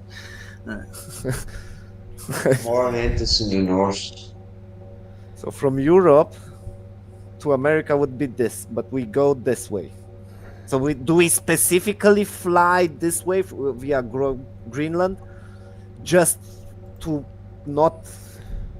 hide the flat Earth, or why? What are you talking about, dude? We fly straight lines. Yeah, straight lines, dude. From one continent to the other. And See what's with fabulous- these straight You lines. see what- You see what Splattervision said? Antarctica is at the center of the flat plate. Hold on. Antarctica is at the center of the flat plate, and we're surrounded by the Arctic Circle. Just as plausible. It is just as plausible if it was like that. I mean, it makes sense that way as well, but it's just not that way, is it? That's another one of those mental exercises you got to do. No, but it is. I get what he's saying. I get what he's saying. Let's put it this way. Is this correct, Ish? I would say that it's distorted in the southern parts because this is a globe wrapped, placed on a flat map. This is. Do you have such a representation of your own? We actually, I have a better one than that. I have to dig it up, but yeah, Australia is not as large as it is. But I mean, if we look at the Vindy race, okay, the guy that came first this year, it took him 64 days and 19 hours to travel to go around Antarctica. Second place, 65 days, 18 hours. Third place, 67 days, 12 hours. It is mentioned here that the race takes place in around 100 days.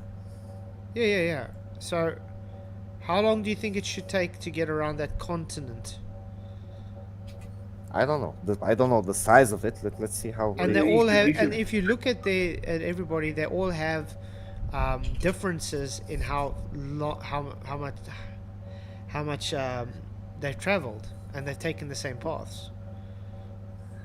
So it's 33,000. Circumference of Antarctica is approximately 18,000 kilometers.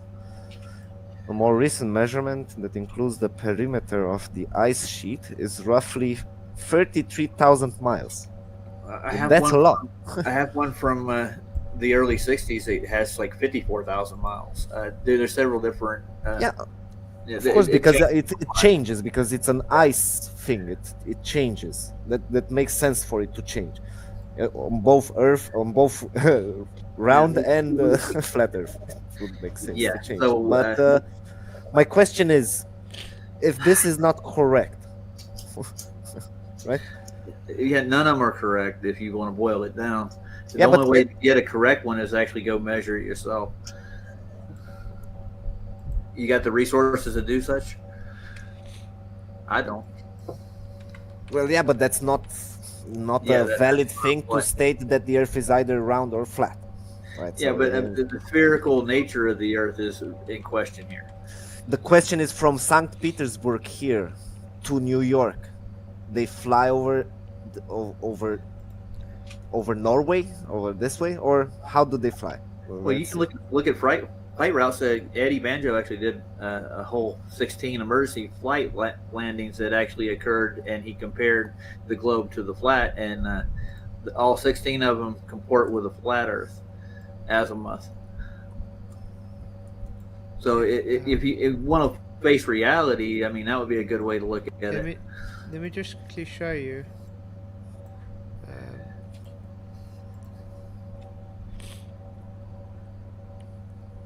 I said nothing about Lisbeth. Not a thing. Idiot. You see, this is the path they take. Let me actually.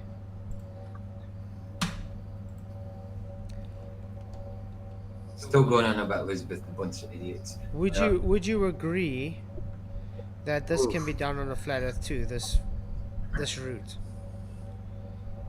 No. Why? Because I don't know how your flat Earth looks. If this is your flat Earth, what's north, what's south, what's how can you go on the right side and end up on the left side on the flat Earth? That's impossible. That should be infinity. Just like you have a yard. Okay, you have to walk on the inside of your perimeter fence. Right.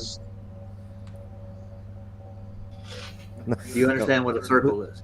You understand that if you go on a flat Earth, if you go straight in whichever direction, you will never get to the same point. Oh my God! This should be valid from your view. It doesn't matter if the Earth is round or whatever. If you go straight in a direction, you should end up somewhere else. You should be able to go forever, or reach a blocking point. I don't know, a wall, whatever. Yeah, well, we believe in a firmament around. Firmament, right? Reach the firmament, right? What about it? So this means that if I go into Russia from France there in the right side, I can never end up on the left side and reach again France. Why? You don't understand Because dude. I'm going straight. I'm going straight. Okay. Go to. If I don't curve, not even 0.000 whatever, I will never reach the Then same you lose point your again. way. I promise. If you don't curve, if you don't turn, all airplanes, all navigation, they use compasses that point north. You have to circle around the north to get your declination. Yeah, where is north on this picture? Oh my God, it's at the north, dude. Okay, So okay, this is just an illustration. I'm not saying I ascribe to this map or anything. Just an illustration. He wasn't saying you go out one end of the screen and come in the other. That's not what he was saying. He was trying to show you something. Yeah, I was just trying to show you. That was Mercator map, by the way. Yeah. Okay. That's illogical. That's illogical. Look. It's illogical. Yeah, but look, here's Cape Horn. That's So it will, they would go this way, they would go up, they'd go through, and they would go around, and they would go around again. You understand? So it goes and meets back at Cape Horn. Yeah, but you turn left. You always have to turn a little bit left. You always Yes, you do. Your have to turn a compass little bit points But to that's north. what I told you. Have you ever gone sailing before on the ocean? No. Okay, well what happens is you have what you call dead reckoning. Because you always go off course. Because the currents take you or the wind takes you or whatever. So you have to self-create your known last location, which is dead reckoning. Okay? So you look like you're going straight, but in the meantime you're going left or you're going right. Okay.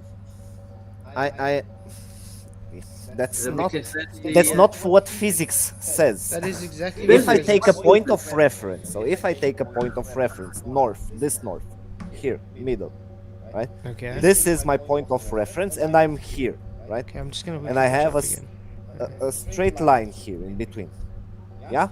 Okay. And I have my point of reference, and I walk backwards, facing the point of reference, straight. I walk backwards, straight.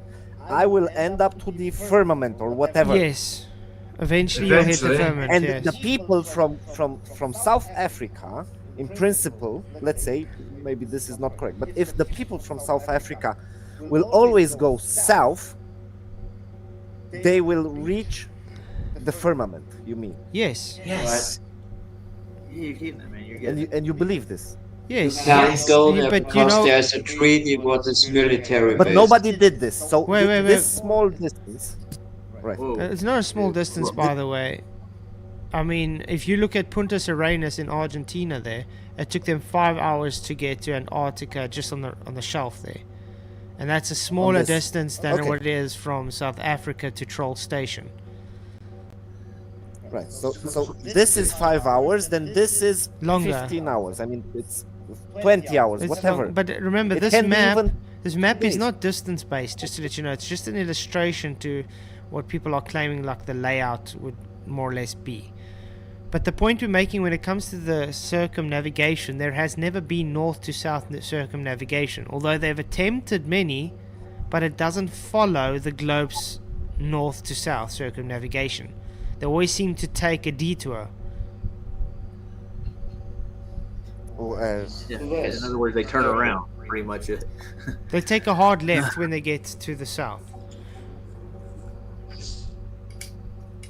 Yeah, because they need to go around the Antarctic. No, it's because And there have been because they can't do a north to south because it's not a globe. That's why. It's never been done, dude. It's been tried to attempt, but they've never done I it. don't like AI, but I usually fact check AI. But I can see that it gives me.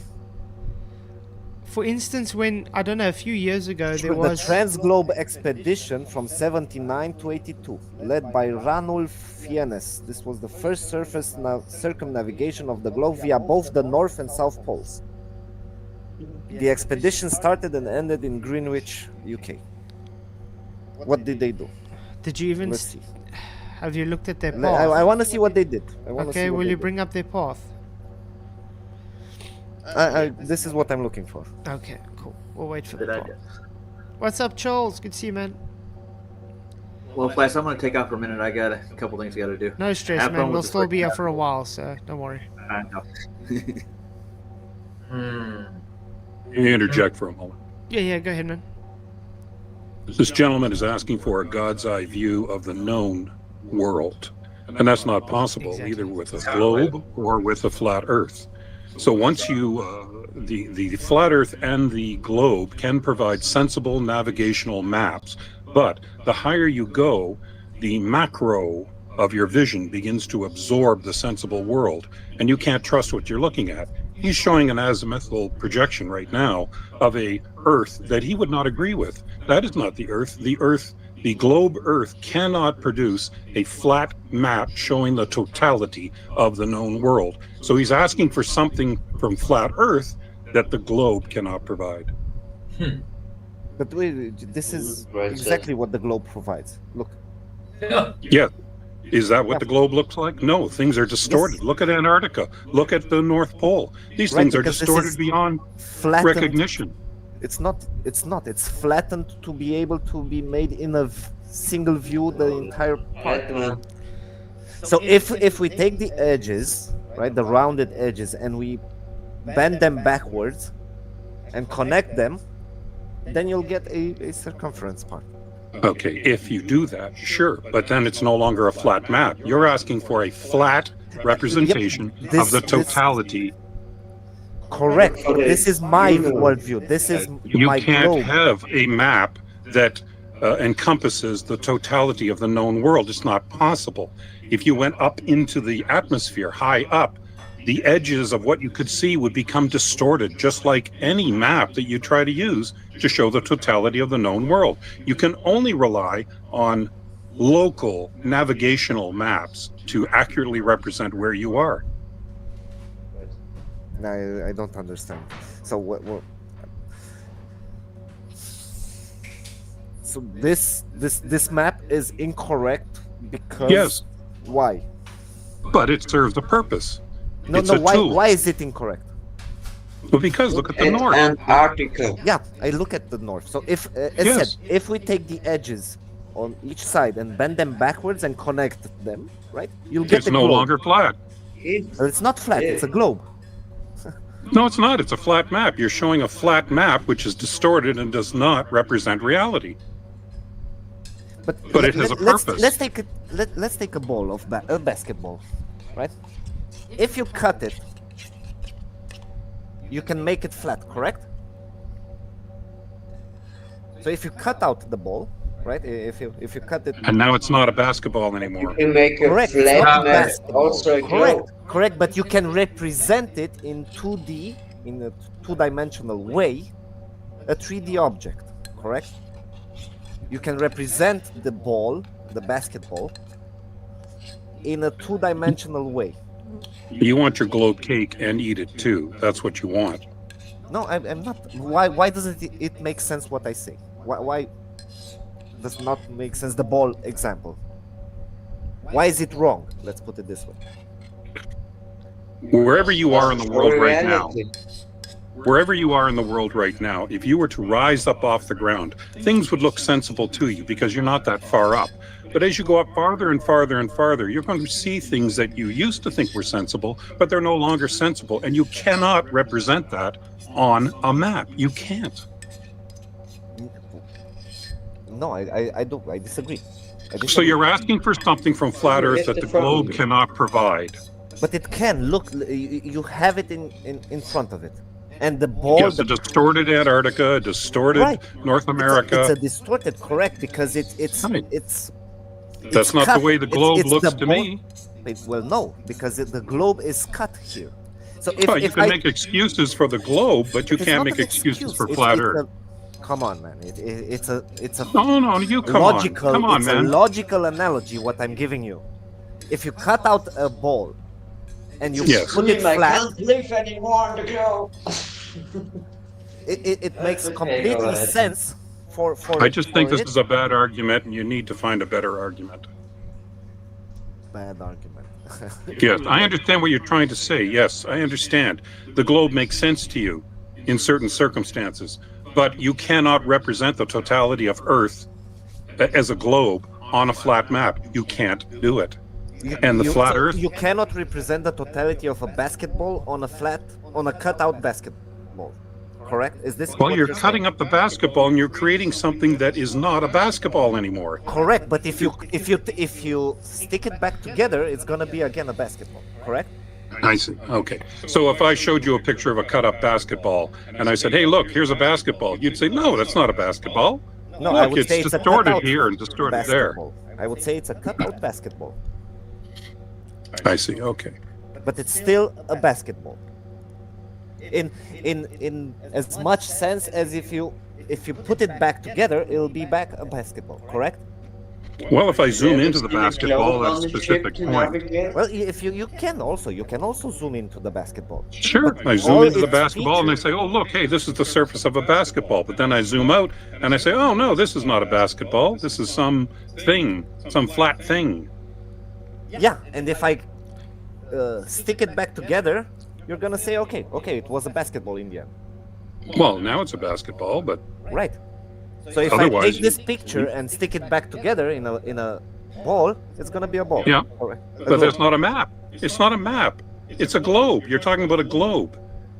Well, you want a flat map, and a flat map is not possible. But you see, also what I don't know. Yeah, absolutely. Like we're trying to explain to him, we live in a 3-dimensional reality, and he wants a 2-dimensional perspective to fit that 3-dimensional reality when they can't even present it for their own belief system. Correct.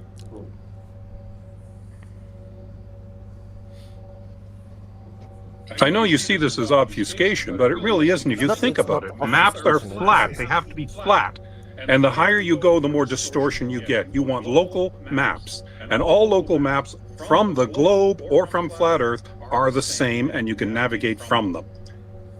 You can't have a map of the totality of the known Earth. It's not possible. Yeah, but I can say I disagree. Nobody knows if the maps are correct. I mean, for instance, if you take the latitude measurements, okay, those are taking elevation angles to Polaris, okay? That's done with trigonometry on a flat Earth. So, your latitude lines that you literally have for your globe are based on measuring from a flat Earth. But you can't on a flat Earth because from the southern hemisphere you won't see that's just multiple. The southern hemisphere is just no. Only the north has been measured. It doesn't matter. It doesn't matter. From some points of your flat Earth, from half of it actually, you won't be able to see it. No. So you cannot. Let's, for instance, tell you if you stand 40 degrees from the North Pole, from Polaris, you'd understand you at 40th latitude. Correct? So no, my latitude will be taken from the Earth. From Polaris. It was measured from Polaris. That's how you know your latitude. So if you're standing at 70, you measure Polaris at 70 degrees, that means you're at 70 latitude. Okay. Okay, so remember, Polaris is seen as the pole star. So how it happened is they measured these elevation angles towards Polaris, and that's how they came up with the latitude grid.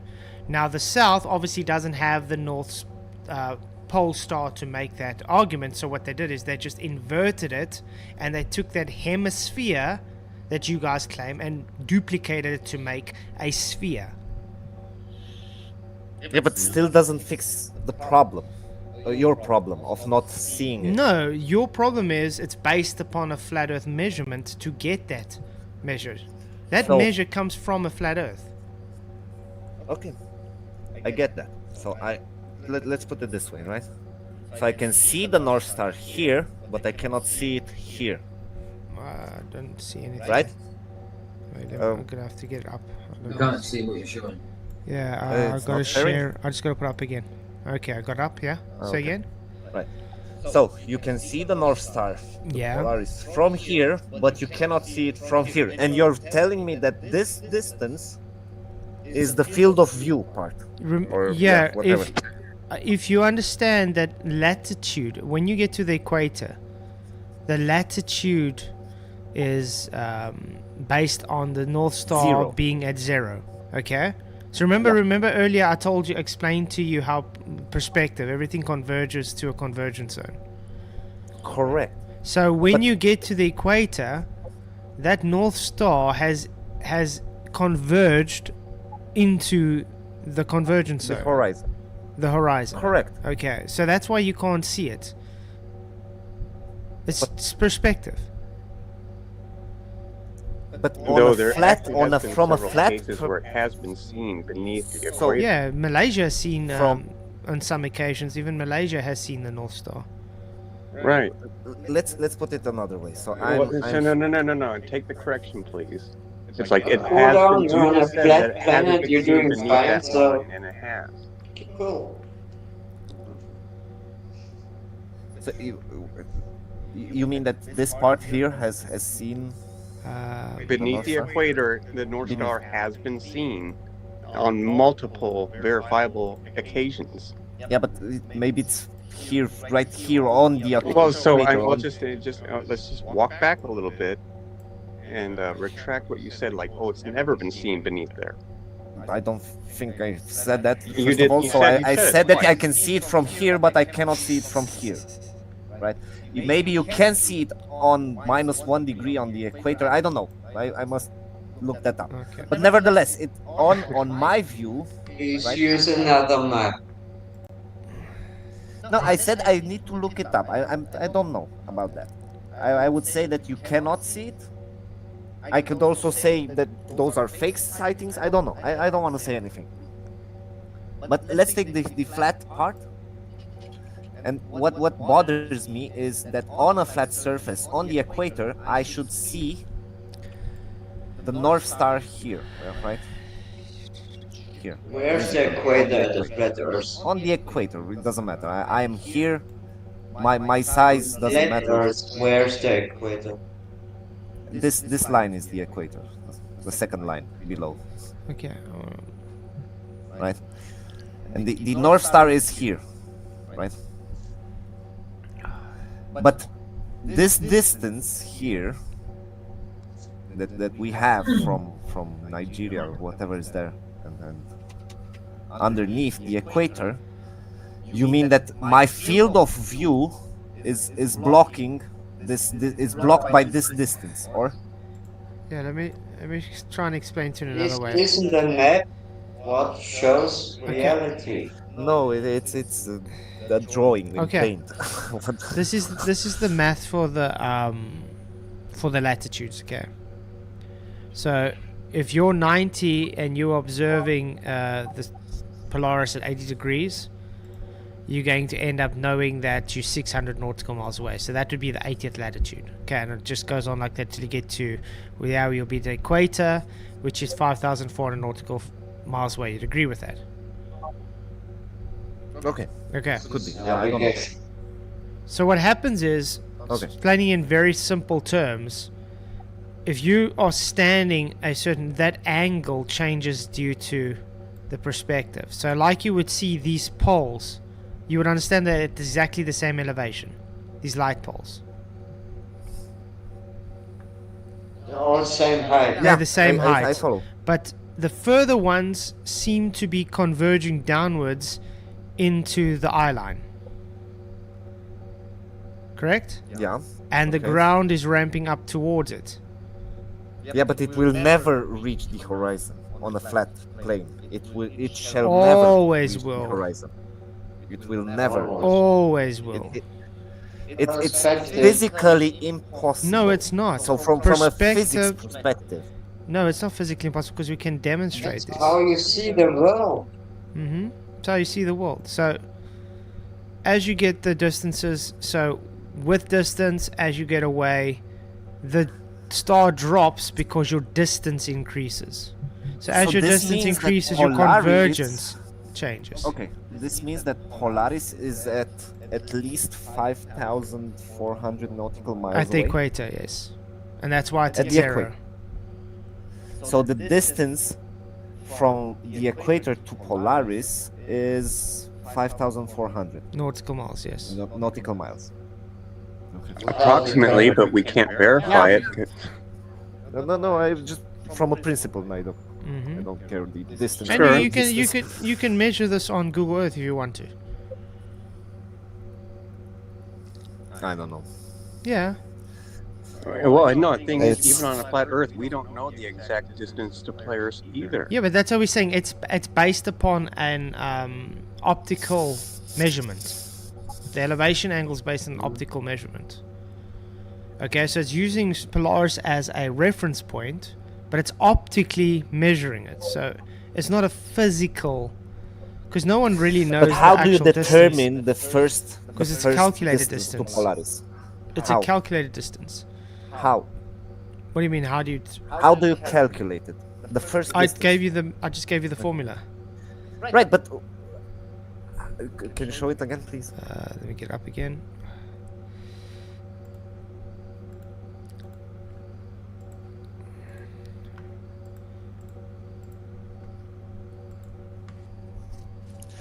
So 90. So let's say I'm north pointed, right? I'm straight on the north point, northest point or whatever, right? And I look up. How do I know how far away am I from Polaris? If you measured Polaris at 80 degrees, you'll know you're 600 nautical miles away. Why? Because that's what the distances measure out to be. Yeah, but where do you get these measurements from? So I just have the flat angle. Earth. It's an that I angle. can It's measure. trigonometry. It's test on trigonometry. Earth. Because remember, the internal sum of a triangle is 180 degrees. Navigation. It's just simple Correct. trigonometry, and that's how we get these distances. Yeah, but if I'm north, if I'm in Yeah, the this is northeast, north. northest So point, if and I I'm look straight up, okay, you look straight up, then you are looking at Polaris at 90 degrees. right, Then you'll be at And 0 that nautical means miles. from the Polaris. Yes, star, because you'll this be is at the so GP will be right above you. So yeah, your but I'm your not zenith. actually at 0 nautical miles to the Polaris star. You would, because based on your zenith, Polaris will be right above your head. So you are 0 nautical miles away from Polaris. Away from it. But I'm not. I'm on the Earth. I'm not on Polaris. Yeah, So- the geographical Yeah. position. Do you know what a geographical position is? Position on the flat Earth. You're actually what you're mentioning here. You're 600 nautical miles from the north, actually, not from Polaris. Only when you from the measure at north. 80 degrees. When you measure at 80 degrees. Then you And are when 600 measure at- nautical miles away. from the north point of Earth, not of Polaris. I don't Not understand from what you're Polaris. saying. The north point of Earth is Polaris, correct? Polaris points.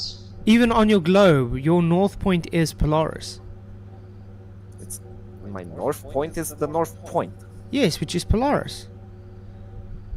which is Above the north point is Polaris, which is a star which That's where you doesn't move access. and stays. Yeah, that's where your axis rotation, the axis for your globe comes from. right. But your 600 nautical miles, it's not from Polaris. It's from your northest point, from north.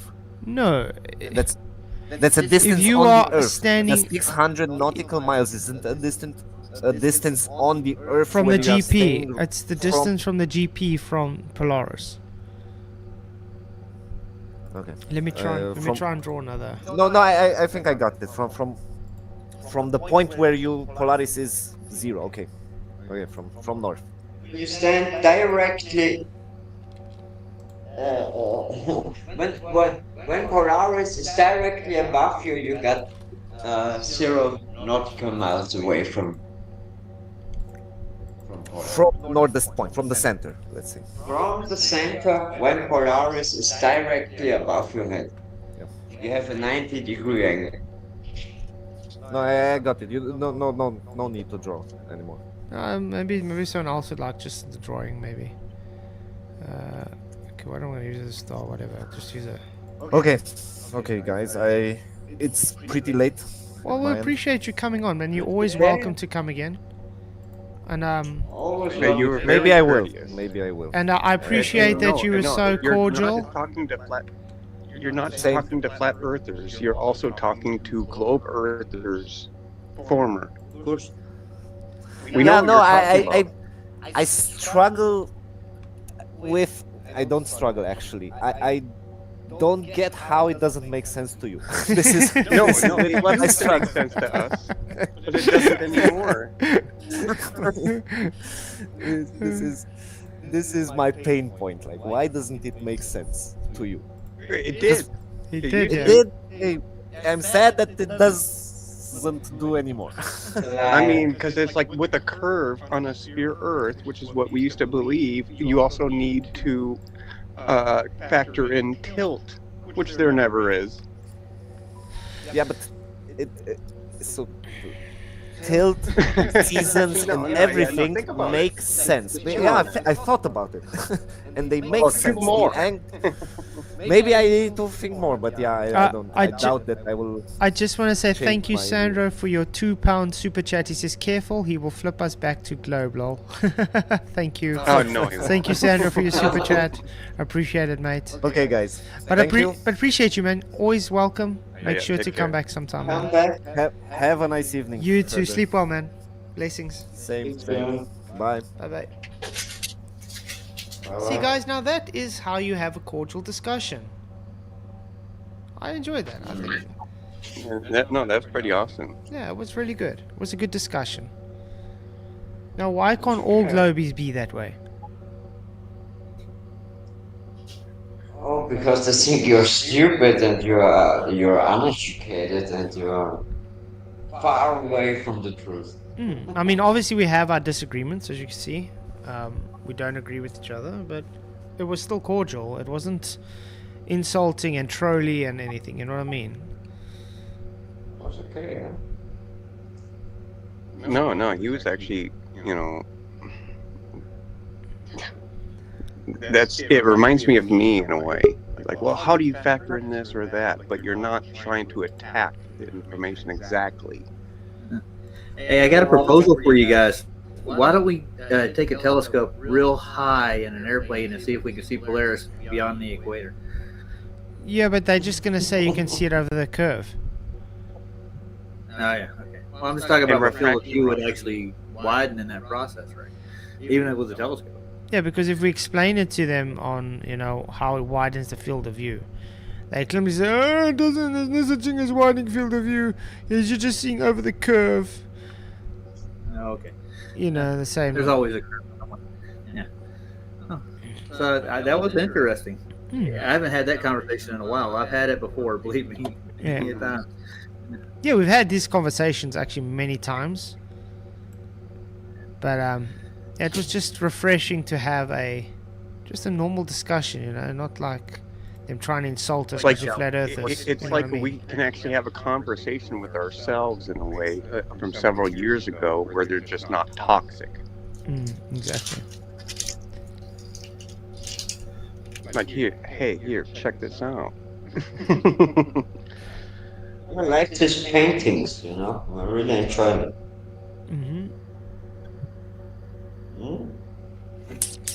Why not? So yeah, any other globies want to come and have a discussion? You're more than welcome. And I see Absurdity has left. Well, thanks for coming, mate. Well, he didn't say a whole lot, but he was pleasant for like a minute. Yeah, he's pushing Nathan Oakley's channel on his channel. Oh, yeah. When I looked it up, he's not a globie, but he probably has physics questions he wants to ask about the globe. Yeah. He doesn't want to really be classified as a flat earther, which I understand as well. But and people don't have to be. No, you don't. Like I said, flat earth is just a label.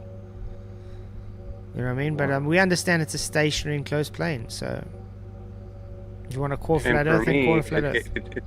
It reminds me of scripture where God says he will use what the world considers foolish to shame the wise. Mm-hmm. That's why I use it. Yeah. And it really does, doesn't it? Mm-hmm. And no, like Earth itself is not perfectly flat. Of course not. Yeah. We live in a three-dimensional reality. Mm-hmm. But we can't find the curve. Exactly, DT. I use the term biblical cosmology. I love using the term biblical cosmology because that's actually what it is. Yep. Could we use cosmogony instead? Oh, I think we could still use either, really. Yeah. Mm-hmm. What's the difference between the two? I can't remember the exact definition. It's subtle. One but is it's one is there. based on science, and the other is just based on philosophy, as far as I know. But they interact still. Yeah. Let me see. I think that's what it means. Difference between.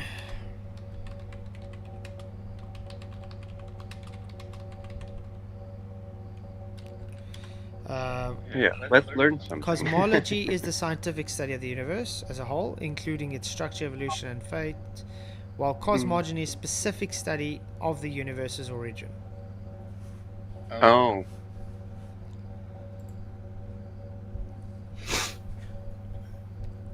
The biblical is more origin. Charles said it would have been nice if Jared knew how to use a compass. Yeah. Okay, that's a good one. I agree. Has Jared actually ever told everybody why he turned the compass upside down? Or is he just ignoring it? I think he got a lock on north, and he turned it upside down after that. But I mean, you can't get a good reading like that at all. Well, it doesn't make sense to do that. It's not level anymore. Brilliant Freudian slip, though, wasn't it? Oh yeah. Everybody should go to Antarctica and see the sunset. The sunset, PJ. That's right. I just want to How many say. times has he been? I want to say Sean How many Hawkins is times busy has he said that streaming now? us again. So Sean Hawkins, why don't you just come in, man? Just have a discussion. You know, you don't need to sit on the sidelines. I know you're one of the boys, Sean. Come on, you're part of the team. Yeah. Come, Sean Hawkins. Come have a discussion, man. No, but seriously though, like there's a 24-hour sun in Antarctica, they say. So why are you saying sunset several times? And like I said, it's not just him that says sunset. I mean, Dave McKeegan has said it. Duffy has said it. Why are they all having these Freudian slips if it didn't really happen? You know what? God bless them all. But yeah, no, I think it's a Buzz Aldrin in a way, you know, where they kind of have to eke out the truth. Mm-hmm. Yeah.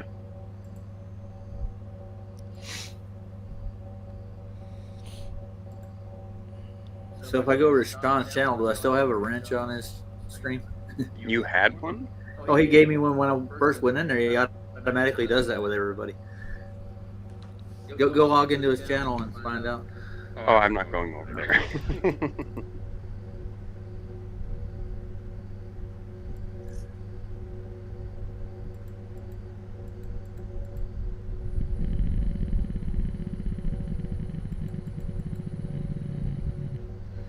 No, but yeah, like for like Sean Hawkins, I still do actually keep him in my prayers. Though I can't really engage with him when he's always so hostile.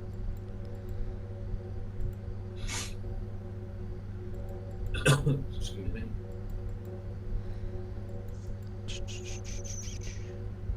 Yeah, Sean Hawkins is unfortunately a very hostile person, but I mean he's very lost though. I know. He's right. I know. That's why I have to kind of overlook so many things. Like he really doesn't know what he's doing. Mm-hmm. If he did, he wouldn't be doing it. Yeah.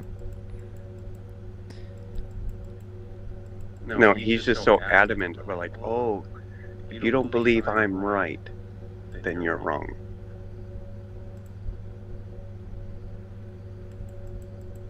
Like he digs his heels into the ground, so to speak. It's like, dude, Yeah, but he's just we he's were just full of hate, though. Glovers. You know what I mean? He's just full of hate. Well, he's just over there giving debatable the instructions, the questions to ask us right now. He's sending them over one by one. He wants a map and model right now, is what he's Well, asking. he can come and talk and ask for a map and model right now. So is that with debate? Or could he say he's being a messenger boy? Yeah. He's right. Well, it's like I could ask him for a model of level water at rest, curving over a sphere, and he can never give it. He won't. Well, you know he can't. No. Never. Yeah, I was thinking about doing that myself. But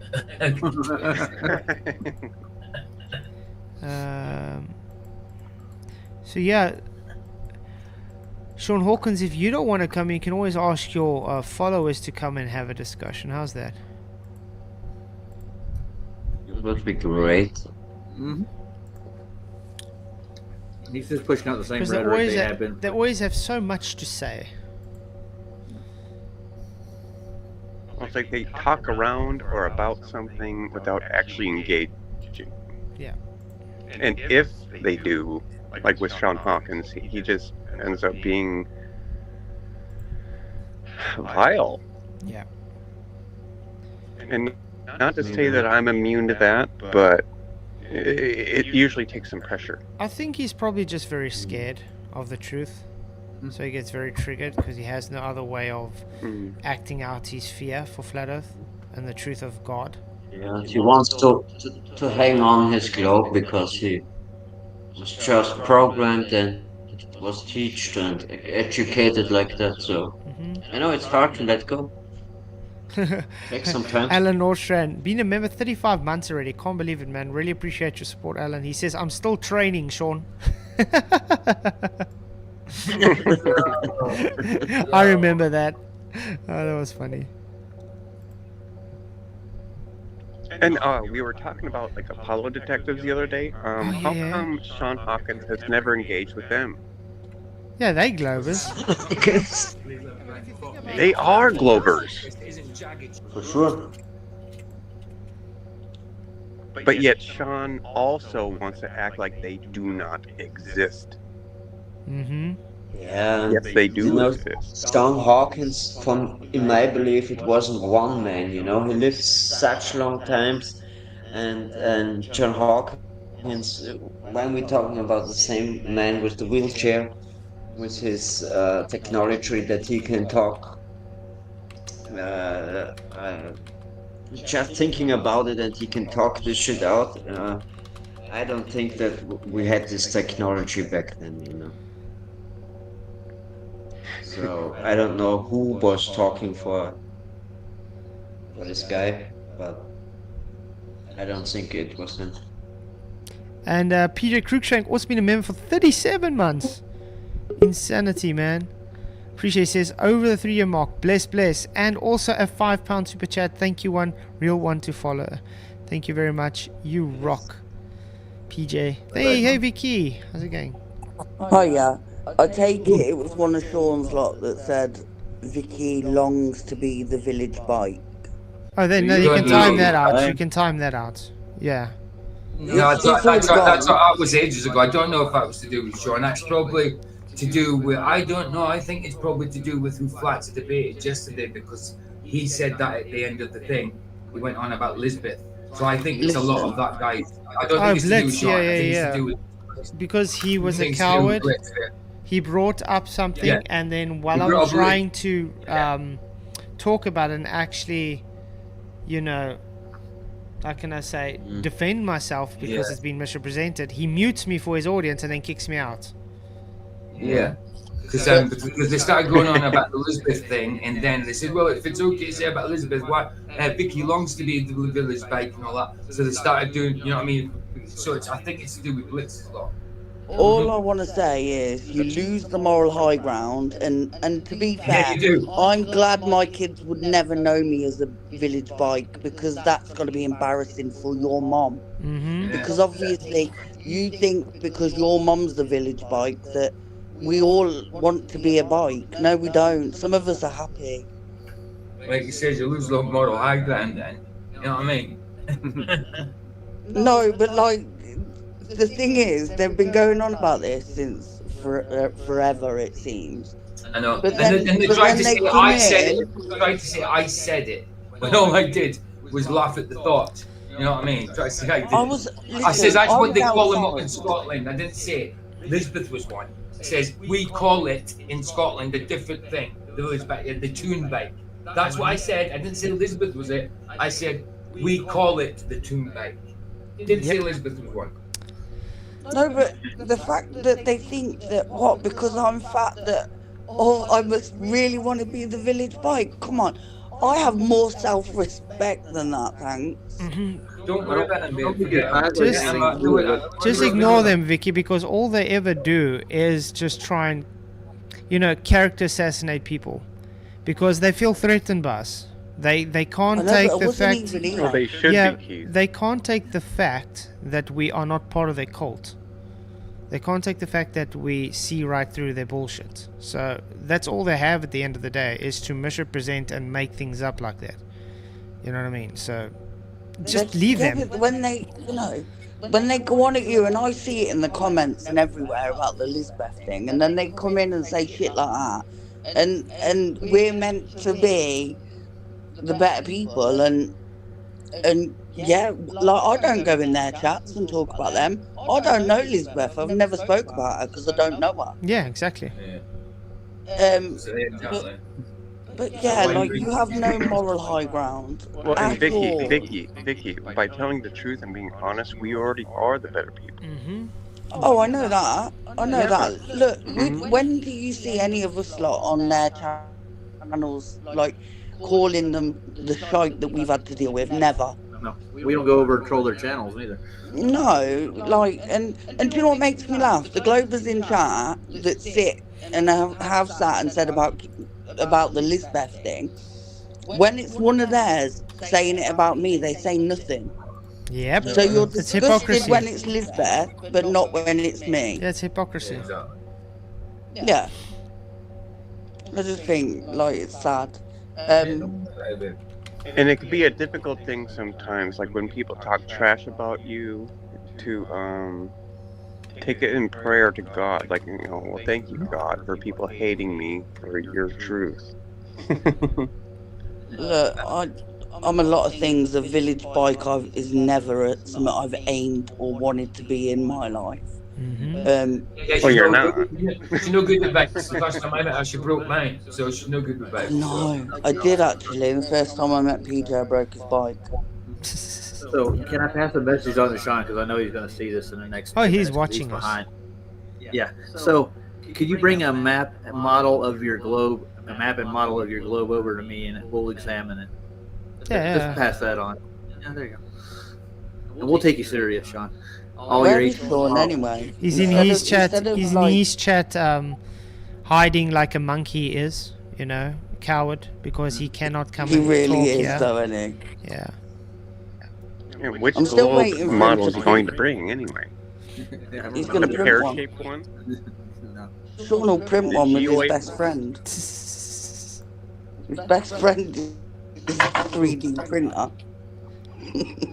He's got no food, no weed. Well, he's gonna have to He's got print a his food 3D one of these printer. days. You do get food printers, 3D printers. You get them that build houses as well. Yeah, madness, isn't it? It's weird. But yeah, I'm going now. I just Do you couldn't get say 3D that. printers that build 3D printers? What? Do you get 3D printers that build 3D I have printers? no idea. Yeah, you Do can ya? probably get a 3D printer Of that course prints you do. 3D printer. Yeah, I would say so. Oh, it'd be all different 3D printers printing different parts for a 3D printer, like, but it'd still be 3D printer, wouldn't it? I can barely make a normal printer work. Do you know? I've just found out. Do you remember you had a subscription on the printer, with the ink? Yeah. Right. Do you know when you don't subscribe for the ink, when you stop it, your printer stops working? They do that intentionally. That's why it doesn't work very well, babe. That's why it's not working. Well, it's not Stop- working at all. Stop getting it from them. That's why they do it intentionally. It's intentional. I just found that out. Mm-hmm. I only just found that out last night. Assholes. Right, I'm going now. I'm going back in chat. Well, take care, love. Bye, Vicky. Bye. Thanks for coming. Bye. Take care. Ciao, Vicky. And then another interesting thing, like the Globers, it's like with their, like earlier, like with the images of a perfect sphere, how do they say that's correct and yet still advocate for like, oh, a geoid or a pear-shaped Earth? Unless they're against the mainstream.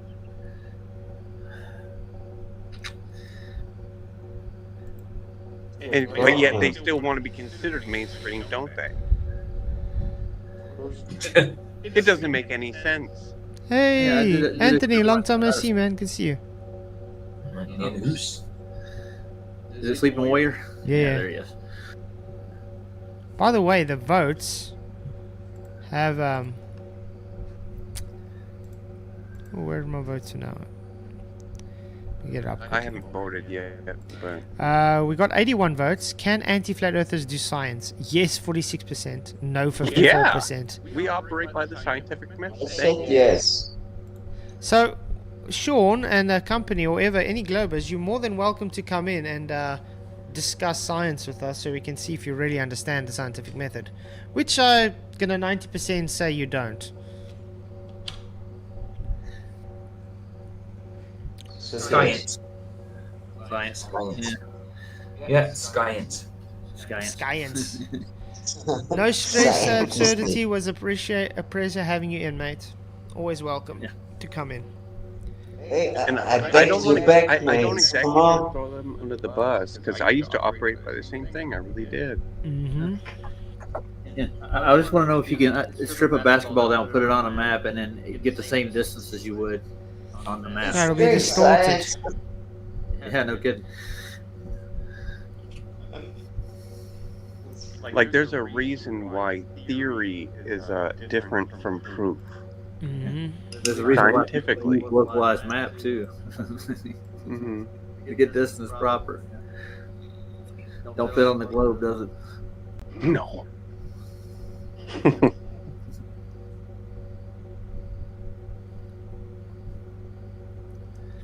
No, but there's very good reasons why we establish theory as theory. Well, theories are in the scientific world, they're different than they are than, like, you come up with a theory. You actually have to put it to a test in order for it to become a theory, but you need to do multiple tests to actually validate the theory, and if it's a constant, it becomes a law in the scientific world. Well, no. Even what they call a law is still belief-based. Yeah. Well, they didn't come to a cause and effect relationship with gravity and a couple of other things, so they automatically. Oh my God. Yeah, no, yeah, I get it, Roger. Yeah, they didn't get anywhere with gravity, to be honest. Show me anything really scientific based in their worldview for the globe.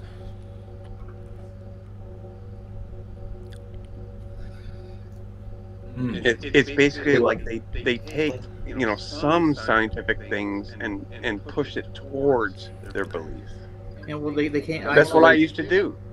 They can't isolate gravity by itself in any. Oh no, they can't. Like, where's the center of gravity, boys? Oh, it's toward the They have center. no idea. It changes throughout the Earth. Well, then there's no center of gravity, is there? No. Let's do the other cause. I think density has a lot to do with how fast things fall, and the molecular structure and how dense it is all the way through the object makes it more denser. So that's the cause of things actually finding. But I was talking to the Earth Awakening guys, yes. And they always don't get it why you need a barrier next. Like NASA tells us in space is vacuum 11 minus 11 torques, and we on Earth have a normal pressure system. They don't get that you need a fixed barrier to have this kind of system. They don't want to. Just They don't want to get get it. it. You see, there's a difference. They don't want to get it. No, they want gravity, and they want to claim that that's the cause of all the Crazy, downward you rise. know? Yeah, it's because of the atmosphere. It gets thinner, thinner, thinner. And then you have this wonder. One was telling me this wonder. Then you have the vacuum. It was perfect. Well, if you equalize pressure all the way through, it will get lesser toward the further away from its source. And that's just, Of course, of course. if you're constantly producing gases at the lower levels, it's going to be thicker the further you go down. Right. You experience when you go on a mountain or something. You can experience. But in order to gain that to begin with, and it's going to equalize eventually over. And I don't know how. I can't tell you exactly how old the Earth is, but it's been stated around 6,000 years. So over that period of time, it's definitely going to equalize for sure. Gotcha.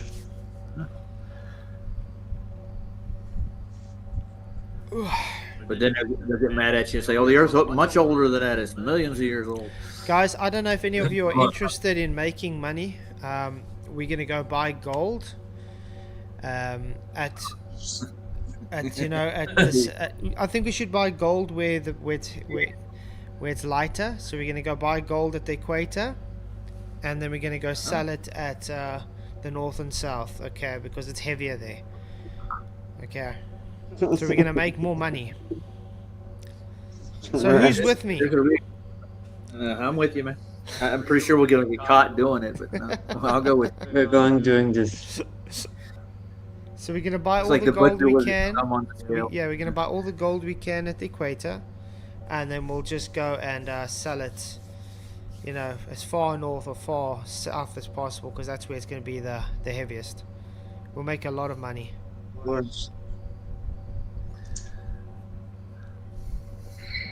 They want to get It's it. the same shit the banker are dealing with us.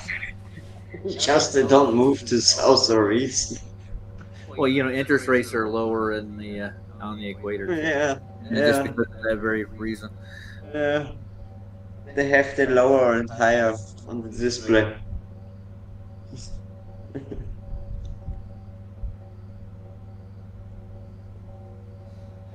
Could I ask? Could I ask a really important question? Go ahead. If you go up to the mountain, would your weight be less than it would be on the ground? Well, you're supposed to be further Well, away you're still from on the ground ground on the mountain. Yeah, but you're supposed to be further away from the center of gravity, so by default you should be lighter. Yeah.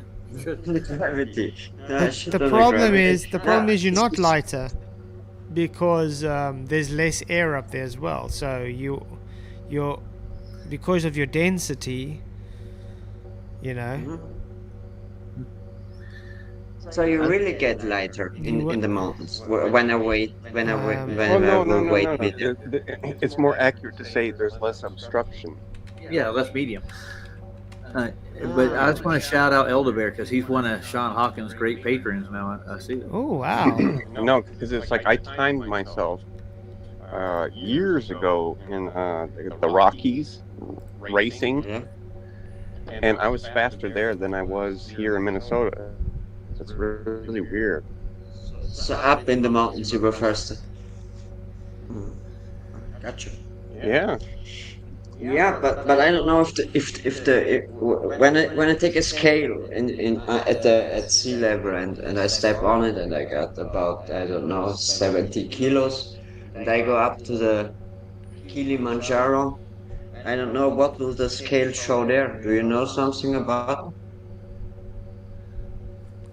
I don't know anything about them personally, but I mean, I hear that the temperatures go great ranges when you go up Kilimanjaro. You can actually go through the 4 seasons in one day when you go up and down Kilimanjaro. That's quite cool. But I mean, look what happens when you weigh yourself in a vacuum, you know. You get heavier. Yeah. Not what they think. Yeah. You get Weird. heavier, right? They're less medium. Well, I mean, you get Right, lighter. right, yeah. Right. It's good too. And by the way, I still have a wrench on Sean's channel. Really weird. I didn't know it. How dare you? He didn't wrench me. I know. Oh no, that's okay. Hopefully If you go over there, you you'll have made a it some wrench. use. All you gotta do is go in the chat. He'll give you one. No, because as crazy as it may seem, I still care for Sean. Sean's still a human being in that regard, See, but he's still a Right. vulgar. See, you get heavier in a vacuum. See? Let's see the scale. Ah, okay, here's the scale, okay. No, Shouldn't you weigh more in a vacuum? No, you should weigh less in a vacuum because gas actually has weight to it, I guess. Mm-hmm. Well, you weigh more. No, that's not the thing. Huh? So you wait more. And the whole point is you're still in a container. Yep. Mm-hmm. Yep. And so, Crazy. I mean, even when we were Globers, where's this container coming from? And we never had an answer. So where did these guys come up with it? They have to claim, oh, it's both open and closed at the same time, and that's just ludicrous. Contradiction. 100%. Not 1 decimal point more or less. 100. It's really strange how they're like hollering at you in Sean's chat, like you're actually watching it. What? Oh well. I invited No, it's Sean flat. to They're- come. If he doesn't want to come, it's his problem. We understand he's a coward, so. He's been doing it for how long now? It's been, I can count back 2 years at Well, least. the thing is, if you look at through his channel, all the ones where he gets most of his views is reviewing us. That's where he gets most of his views. So. Tell him to go make content of his own, dude. No, wait, I've got a present for Sean Hawkins.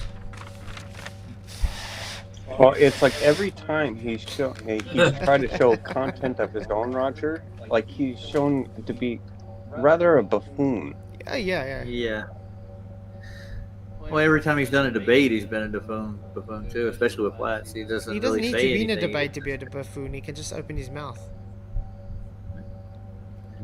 And then instead of attacking the argument, he'll try to attack your character or something and start swearing and cursing like nobody's business. Yeah, he did that when he came on my. Is he blowing on a piece of paper now? Oh Lord. And not to say I'm immune to that, because I mean, you guys know, but that's not my first argument, or second or third. But no, yeah, I mean, when he's resorting to that all the time, like, he's not even trying anymore. Yeah, He's just relying on straight up mocking people. Well, that's all he has. That's literally his character, because he has a lot of hate in his heart. A hate for God, hate for flat Earth, hate for truth.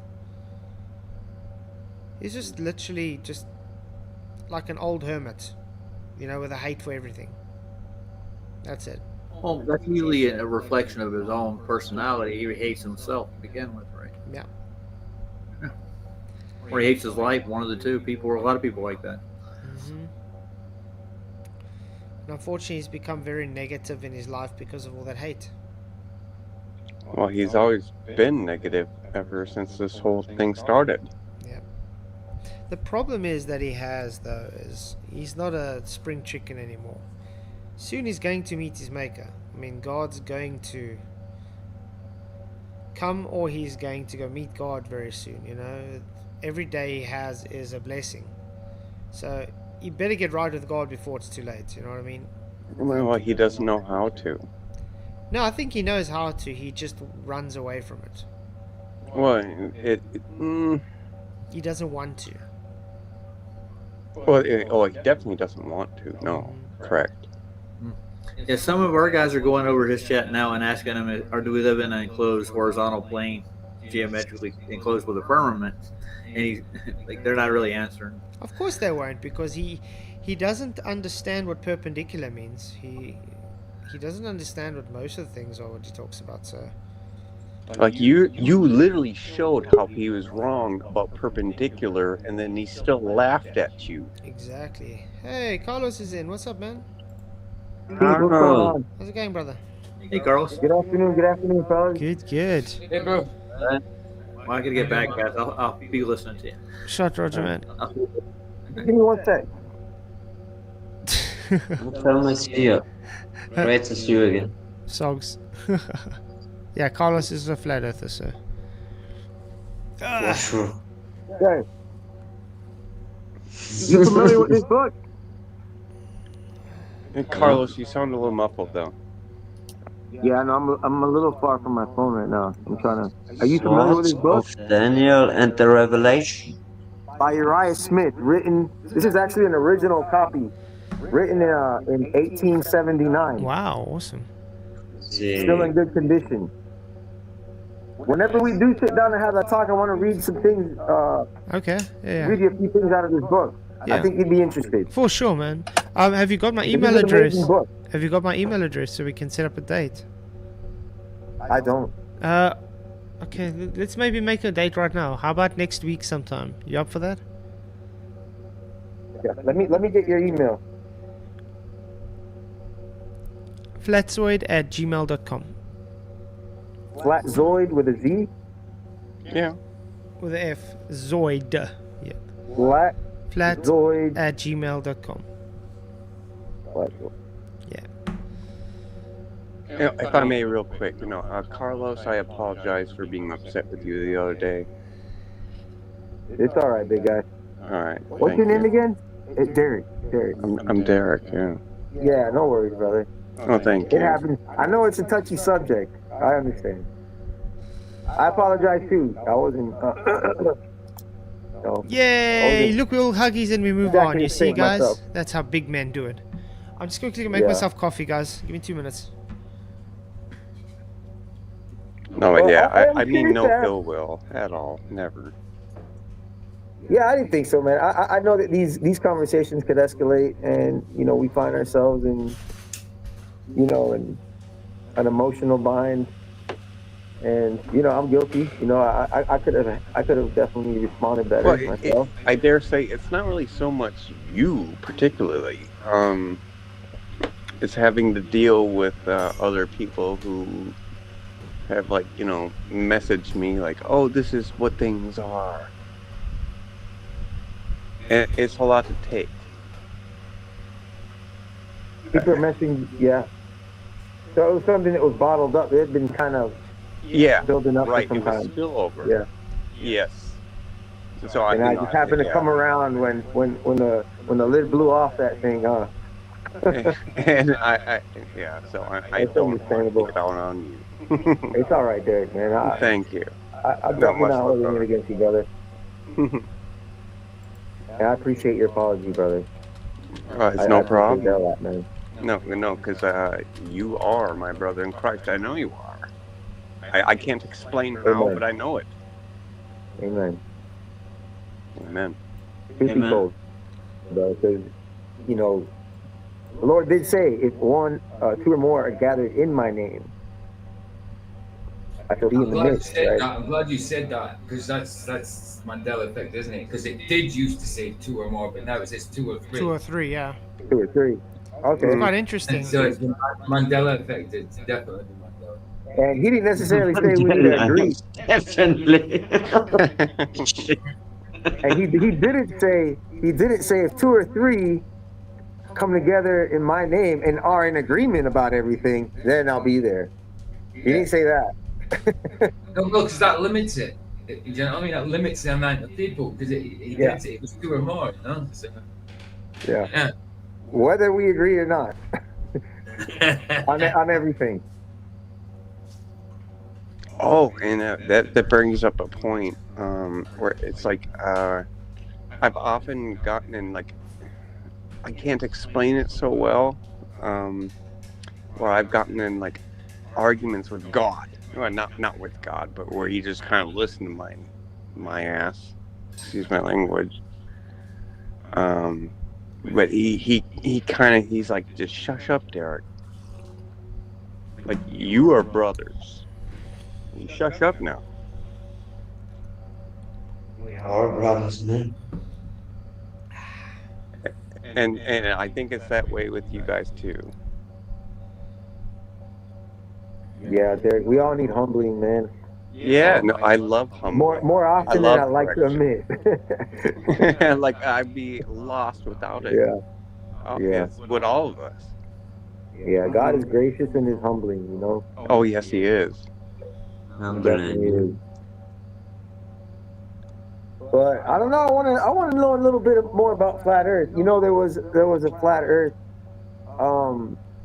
debacle in the Seventh-day Adventist Church for a while, back in like the pioneers' time, and Ellen White basically said, "Look, we just keep that out of the church. We don't really, you know, I don't know exactly why it became an issue, but apparently it actually divided some of the church. Some members actually left on account of it.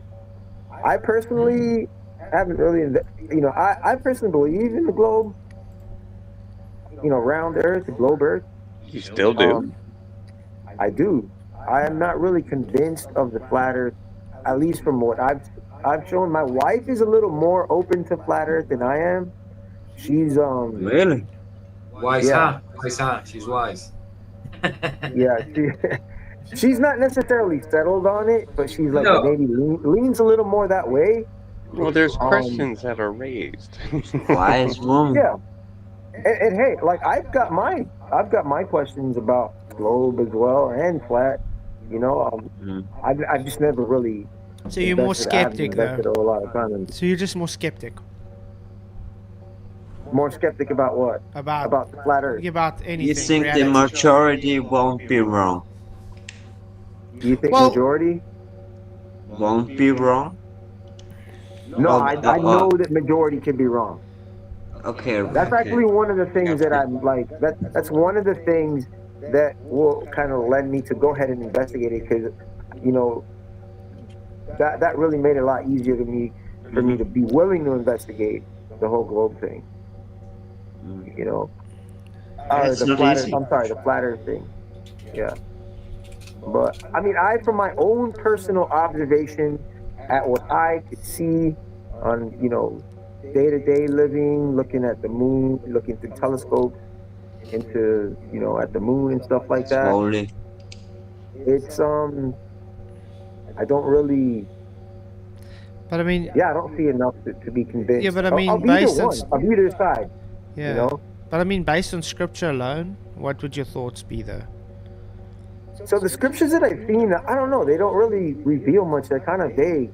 You know, I know you have that one verse that says talks about the circle of the earth, and you know that's not too helpful. You know, like in Joshua, and wait, Keith, okay, hold on on. that one, yeah. All right, and when Scripture says, you know, like, when the sun and moon stopped, it didn't mention anything about the earth having to stop. Right? The earth having to stop. So you're talking now about like heliocentric versus right. In heliocentric belief, the earth is moving. Okay. So if earth is heliocentric, why didn't Joshua ask God for earth to stop moving? Yeah. God stopped the sun. He didn't stop the earth moving. He stopped the sun so they could have a 20. So the sun. I see what you're saying. I know what verses you're talking about. I don't know. I mean, I would say is that should we take that literal? Like when we say the sun sets and the sun you know, rises. No, but you know, in order for the sun and moon to stop moving, there's no point in the earth that's still continuing to move. So in all flat Earth theories, is the Earth always still? Yeah, stationary. Yes. And everything other than else like moves around earthquakes it. and other isolated events, yes. Okay. So, I mean, Scripture says that the earth is unmovable anyway, immovable, can't be moved. unshakable, immovable. The scripture does say that. Yeah. And dude, we were Globers, for goodness sake. Hey, Sean is here, guys. Hey, Sean. What's Sean up? is. You gonna come in? It's him.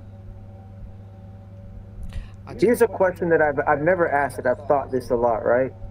Like when we look at the moon. Yeah. When we look at the moon and whatever other like planets that we could see, right? No matter where we are at in the Earth, it's always the same. You know, it's always. I mean, would you agree that the moon and the other things that are around this planet's sun, that they are spheres? They certainly Well, look we don't spherical, know. but I They're wouldn't not say they spheres. are spheres. But I wouldn't say it so. wouldn't matter if they're spheres at all because it doesn't dictate the Earth because they're different from what the Earth is. Yeah. No, I agree. That definitely wouldn't be the. But scripturally, a moon and sun is and Lights. stars. Yeah. Luminary is just luminary. They're lights, yeah. One to go on the day and one to go on the night.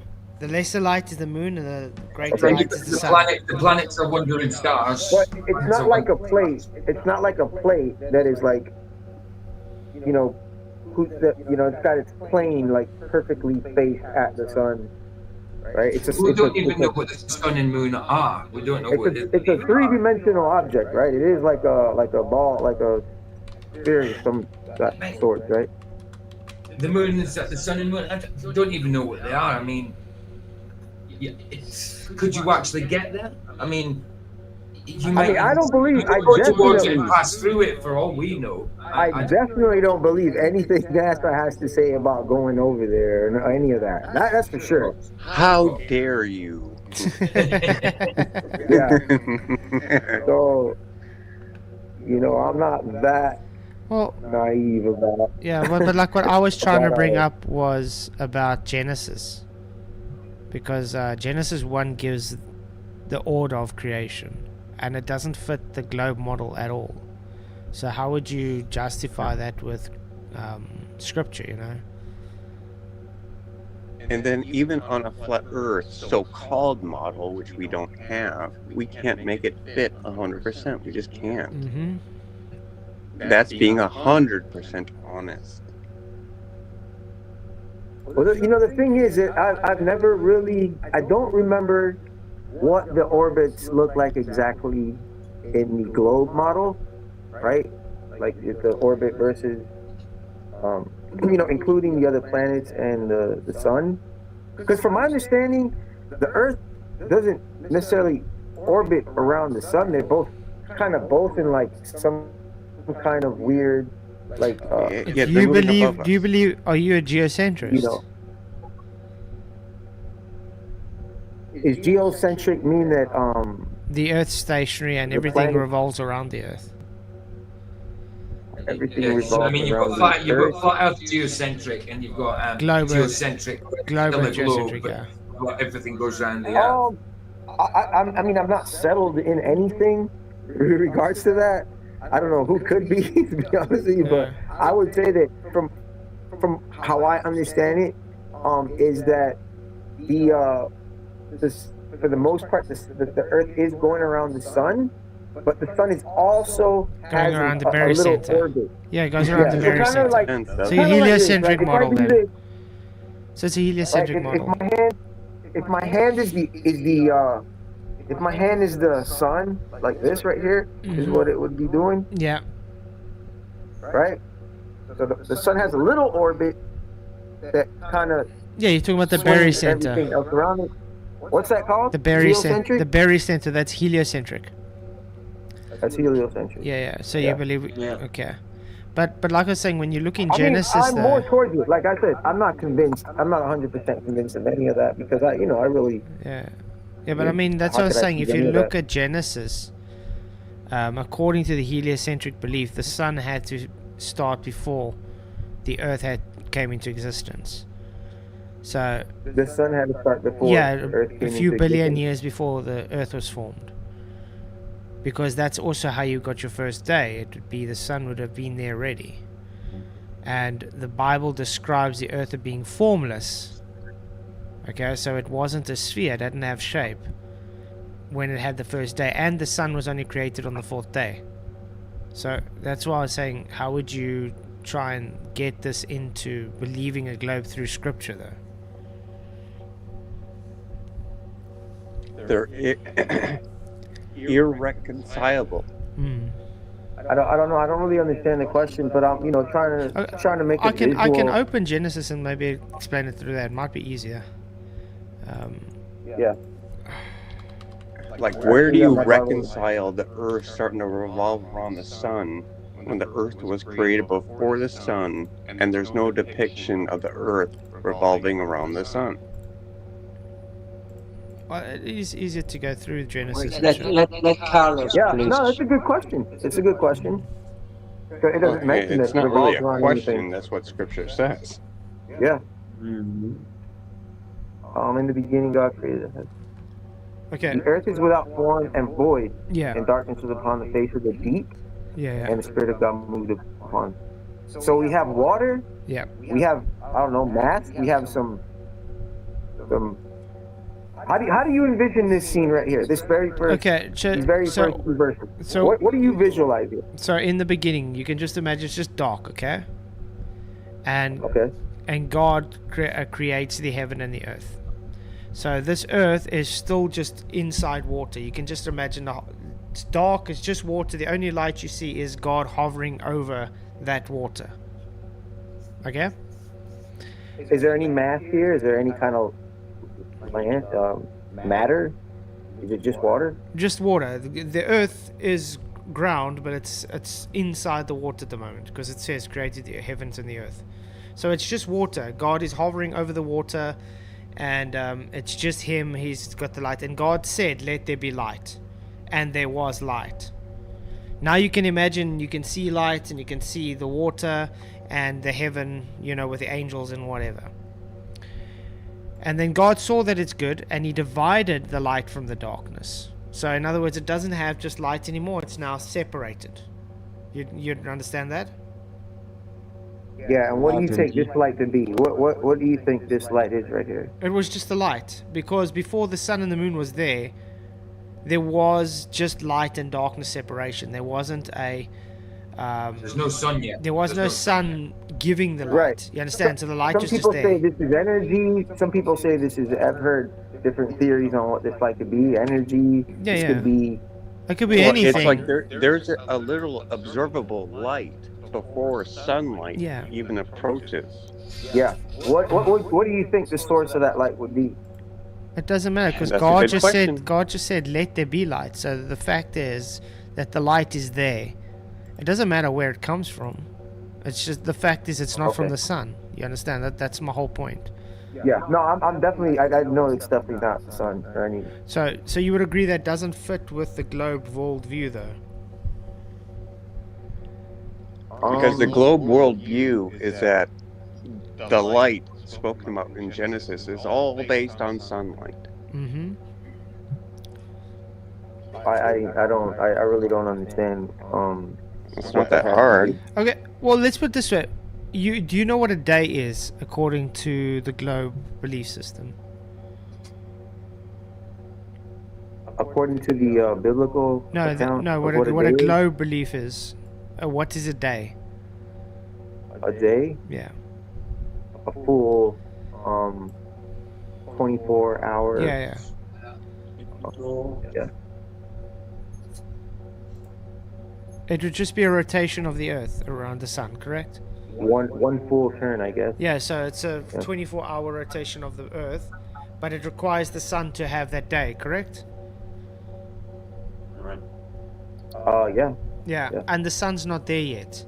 And yet he's saying in number 5, and God called light day, and darkness he called night, and in the evening and the morning were the first day.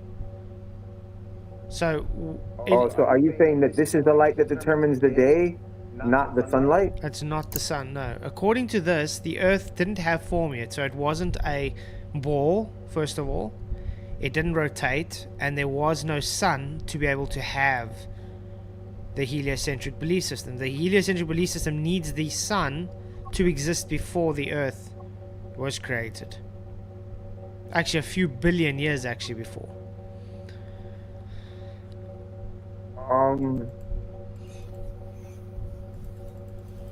I think I follow what you're saying.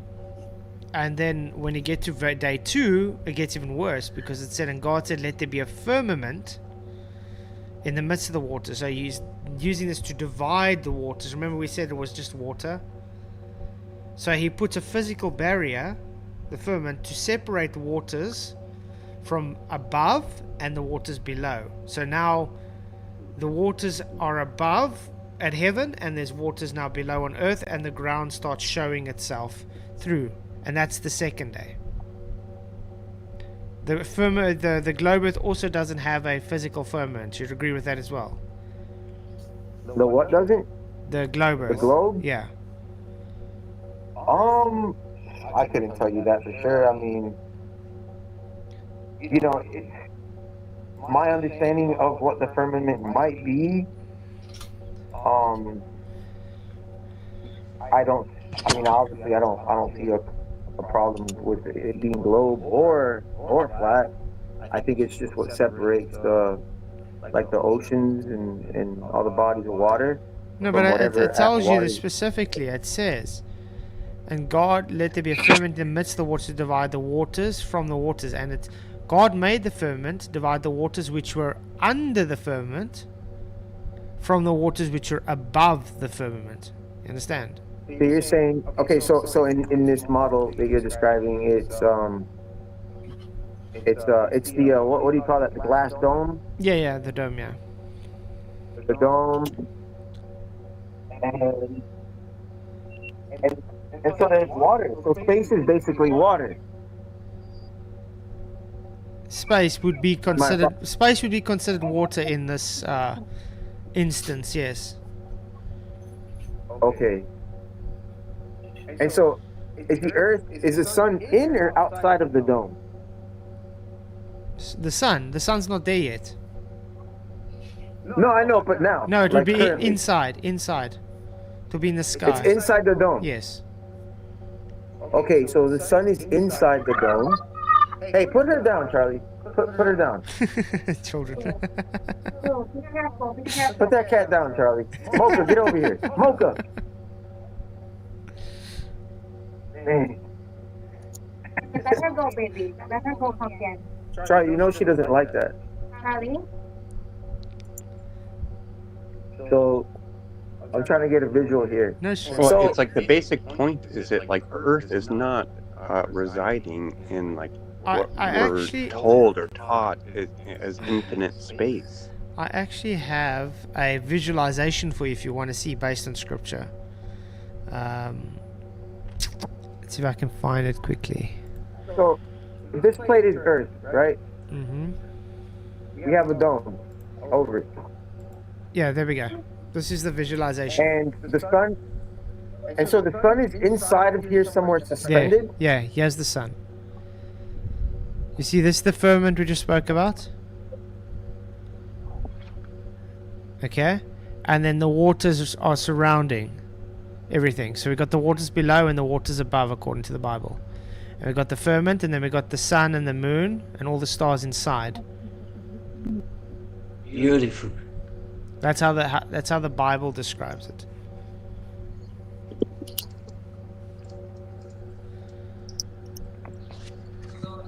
And so, how does it make more sense? You want me to that send? We're observing stars through space in a medium we can't prove. I'm gonna actually send it. I'm gonna send you the link. I'm gonna send you that link in private chat, Carlos. Then you can click on it, and then because it has all the scriptures for it. It's in the private chat. And so we have the sun, the moon, and stars suspended in our atmosphere. It looks like. Yeah. In on Earth, yeah. Inside. Inside the firmament. Inside.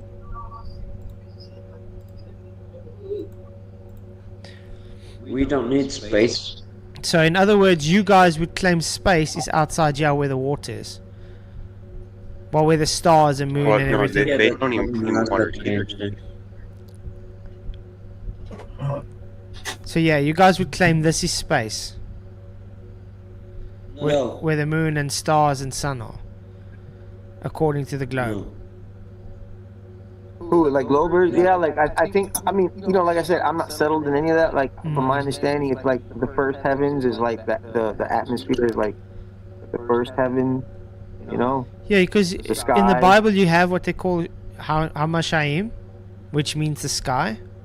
That's the heavens of the sky. And then you got the Rakia, which is this physical firmament we just read about. So we do have different have like different what do you call that? Those different layers of like the ionosphere. Yeah. And so because I'm thinking like, how would anything be suspended in midair like that in the atmosphere that we know here, the hemisphere or atmosphere, whatever it's called. I mean, these are big objects. Rather, either way, these are, you know, the moon is pretty big. Sun. The moon we is don't know what it insane. is. We just don't know what it is. I mean, I don't believe it's a rock in the sky. I don't know what it is, but I don't believe it's a rock in the sky. Well, I don't think they claim. Don't they claim it? Don't they claim? Don't science like majority of scientists claim it's like gases, a big ball of gas, and. Well, not the moon. The moon's a rock. Oh, the moon. The moon's a rock. Stars are gases, and suns are allegedly gases. Suns allegedly coalesce gas, which doesn't go together. I mean, you know, gas doesn't coalesce into a ball. That's not what gas does. You know? Yeah, but all Much I'm trying to to do with point out. frequency and. Yeah, but all I'm trying to point out, you would understand that none of this in scripture follows the globe belief system. Agreed. I mean, for me, it doesn't really look. It's not clear. Like the scriptures that I have seen. I mean, I think it could be easily interpreted both ways.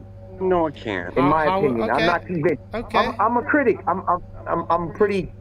You know, that's fine. like if I'm gonna settle in truth, like I need hard evidence. Like it needs to be convincing. Okay, you know? but I'd rather just be like, look, I don't know. Okay, but then tell me that read with Genesis 1. How would you My rectify wife that said the corners of the earth. How would you rectify Genesis 1 with a globe? How would I rectify it? I mean, that's the thing. Genesis I don't exactly understand. Carlos, calm down. And no, but Genesis 1 requires an above and below, an absolute above and below, not generalized, not relative. An absolute above and below. That's right. And no sphere. And no sun. No sphere. A We don't physical need a sphere. container. And then on a sphere is what we were raised to believe. It's like, oh, it's just everywhere. It has to be a sphere. It's already in the keynote everywhere. From my own observation, right? Like, I know that the sun, the moon, whatever planets we could look at with a telescope, like, you know, I've looked, you know, we were just looking at through a telescope, we're looking at the moon and sun. We know that those are spheres, and the reason I think it's plausible that we could be a sphere is because, like, spheres are, like, I don't know, you've been underwater, you blow bubbles, and the air automatically takes the shape of least resistance, right? It goes into a sphere. It's like the perfect shape, you know? It's the least resistance. Actually, like, it doesn't make a perfect sphere when you blow no, bubbles it's not under the perfect because water. it's moving. Because the water's not perfect. Yeah. It's not a perfect, you know. What would you say? Why should the bubble It's like Earth was not show the created the same same way thing as the like the stars. Earth? I'm sorry, what's that? I said Earth was not created the same way as the stars. Earth was not created the same way the stars were? That's right. Well, a lot of people believe, like, when you look at solar luminescence, the stars, it implodes on itself, and that's how the star came to being, because of sound, which is an interesting thing. But don't some flat earthers believe that the stars are outside of that dome and in that water? No, it's inside. Inside. Well, that's the thing. I was watching. That's the thing with a lot some flat earthers, because they're not really Christian though.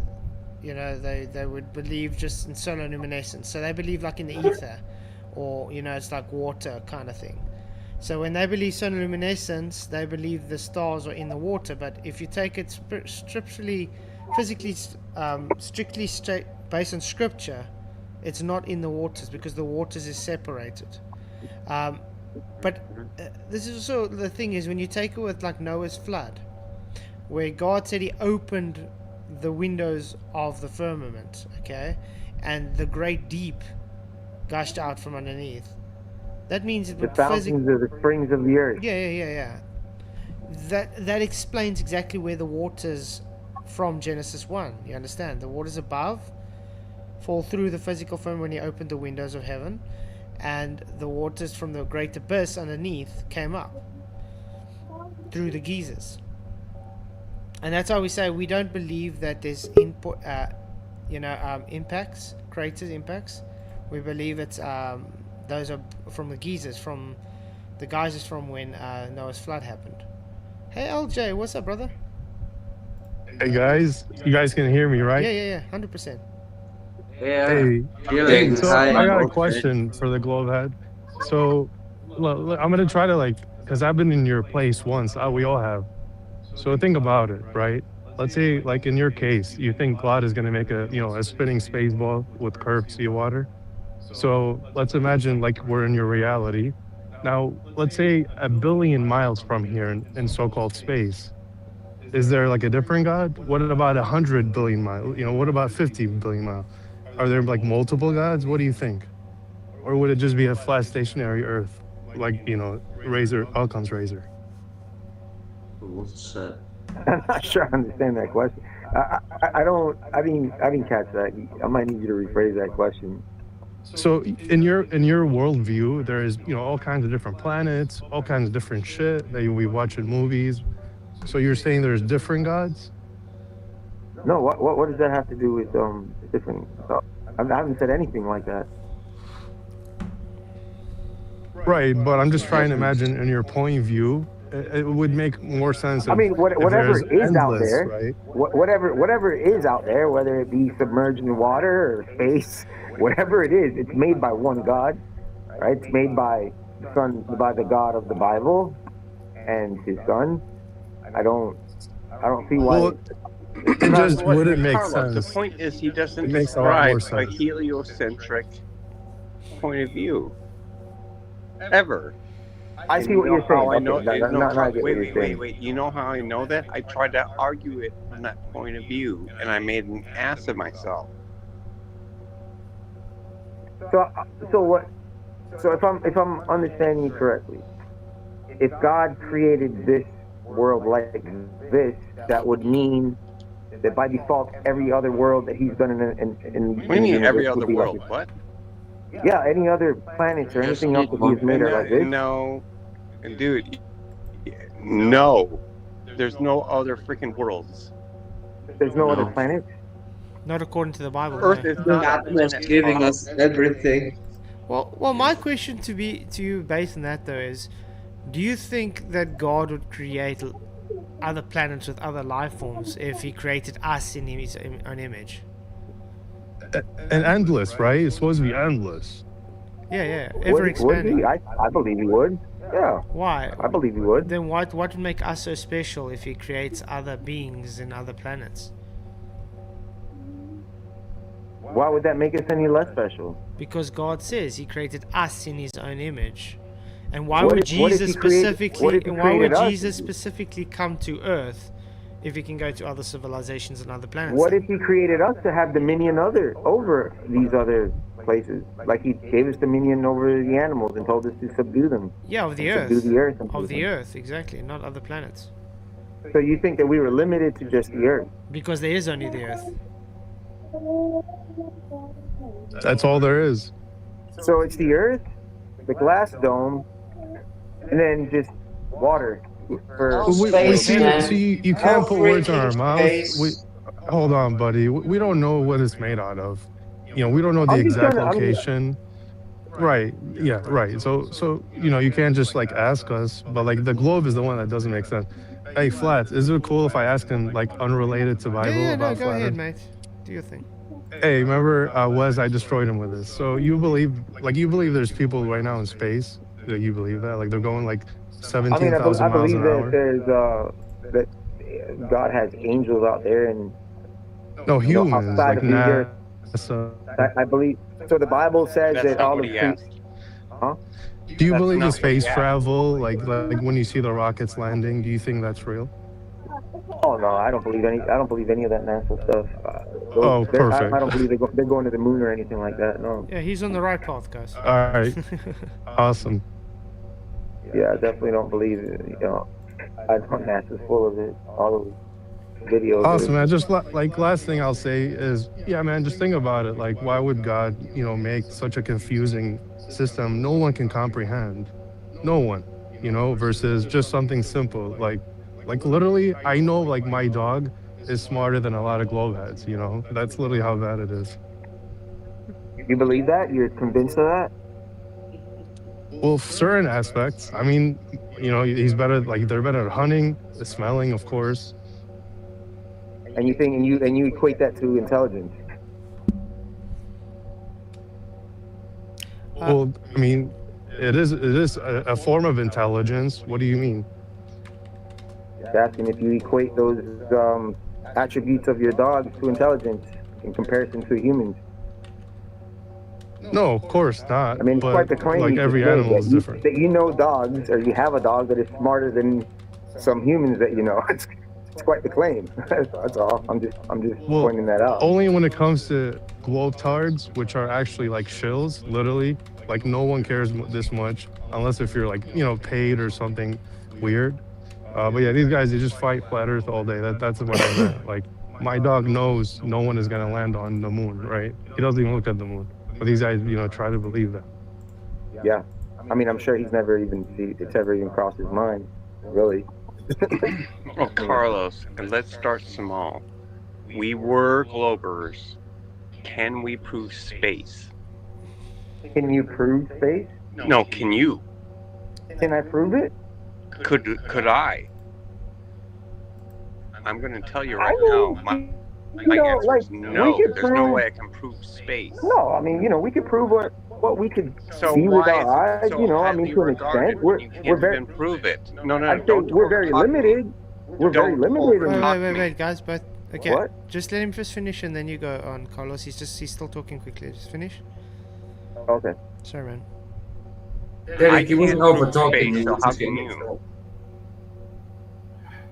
Go ahead, Derek. I I'm said, listening. if I can't prove space, how can you? Yeah, I definitely didn't come here to prove anything. I came here to ask questions. Well, then why are you believing in it? I mean, that's the last thing I came on here to do today was prove anything. Well, I was just trying. right, I was we just couldn't trying to prove get a that better either. understanding. So it kind of points to the whole problem. Is there a problem with not knowing? No, because the entire heliocentric view is based on us being in space. Well, can you explain to me what the problems are with me knowing or not knowing that the Earth is flat or round? Like, what kind of dangers am I in That's right now? not what I said. I brought up space. Okay, well, what are the dangers of can't not knowing prove it, space? But it's a heliocentric belief. Okay, so what are the dangers of it? That is false. Okay. Well, does how that about mean this? space? Since you don't care Is about. Well, this guy, he doesn't care about space, which I agree with. Like, it's all fake. What about we talk about Earth, right? So, like, you know how they say we're supposed to be spinning on the globe, but obviously we all know we're not moving. So, like, what do you think about that? All that? Like, a helicopter can hover over the same spot for 20 hours and doesn't move nothing. Right. I see what you're saying. Yeah, the Earth does not spin or anything. So you're saying if I jump high enough, I should have a different landing spot. That's what you're saying. No.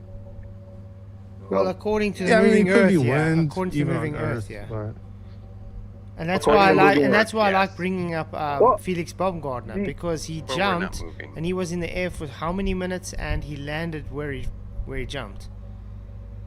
Well, have you ever jumped out of a moving vehicle? Yes. You're still moving when you come out that vehicle. I don't know if you noticed. Yeah, and I would land at a different place than when I jumped, correct? Ain't that the truth? And Felix Wildgarner didn't. He didn't land at a different place. He landed where he jumped. I see this argument. I mean, in my very feeble understanding of it, like the way the Earth is, that the atmosphere keeps things in place. It's kind of irrelevant, like whether the Earth is or isn't moving. The atmosphere keeps everything intact. This is what I guess most Globers basically understand it. So I don't really. What do you think? What do you think would be the motive to convince people that the Earth is globe versus a flat Earth? Well, I don't think it's a salvation issue. I've said that before, but you must think about it. Who has the? I don't care if it's flat or round. Remember when God tells you. Remember, God tells us we're not of this world. Okay, we live in the world, but we're not of this world, because Satan has dominion over this world. So he perverts. And Scripture also tells us to prove all things. Yeah, and he perverts. Can the globe prove anything? The answer is no. Mm-hmm. And Satan perverts everything that is God. So, what is opposite of what the Scriptures tell us how God created the Earth? The heliocentric model is literally a 180 degree of everything God created. God created us, personal, to have a personal relationship with us, to be close to us. The heliocentric model says we're far away from God. God created us as on a stationary plane. The heliocentric model says we move. God said He created us, an enclosed system. The globe says it's open. God says He created us for a purpose. The heliocentric model tells us we don't have a purpose. We're just here by chance. God says He's close to us. The heliocentric model says the universe is ever expanding, so He's getting further and further away from us. God tells us there's an up and down. The heliocentric model says there isn't an up and down. You understand? Yeah. I don't know. They both to me, either way, they both seem very fine tuned, and both the globe is not fine tuned. Point to a creator that fine tuned it. In either model, like either way, whichever the case is, we see consistently a sun that rises and sets at just the right distances and just emits the right amount of heat to sustain life. Like either way, I'm impressed, to be honest with you. That has nothing to do with what we're talking about. Yeah, that's all man-made, like distances. Well, about the motive, like obviously we didn't do this, we don't know, but there's like first off, we all know NASA gets 50 million a day. That obviously money is a big thing, but it could literally be, who knows. They control all the fucking system. I'm sorry, Fuzz, but they control the whole system from kindergarten. They put the globe in your face. Do you think that why do you think they try so hard? You think it's just whatever? I'll tell you one thing. We just learn about the globe. I definitely don't believe in the globe because the government or NASA teaches it. That's for sure. That's for sure. Why do they teach it? That's what you have to ask. When it comes to our government, I'm very skeptical. Wait. Why it's on every movie story all the time.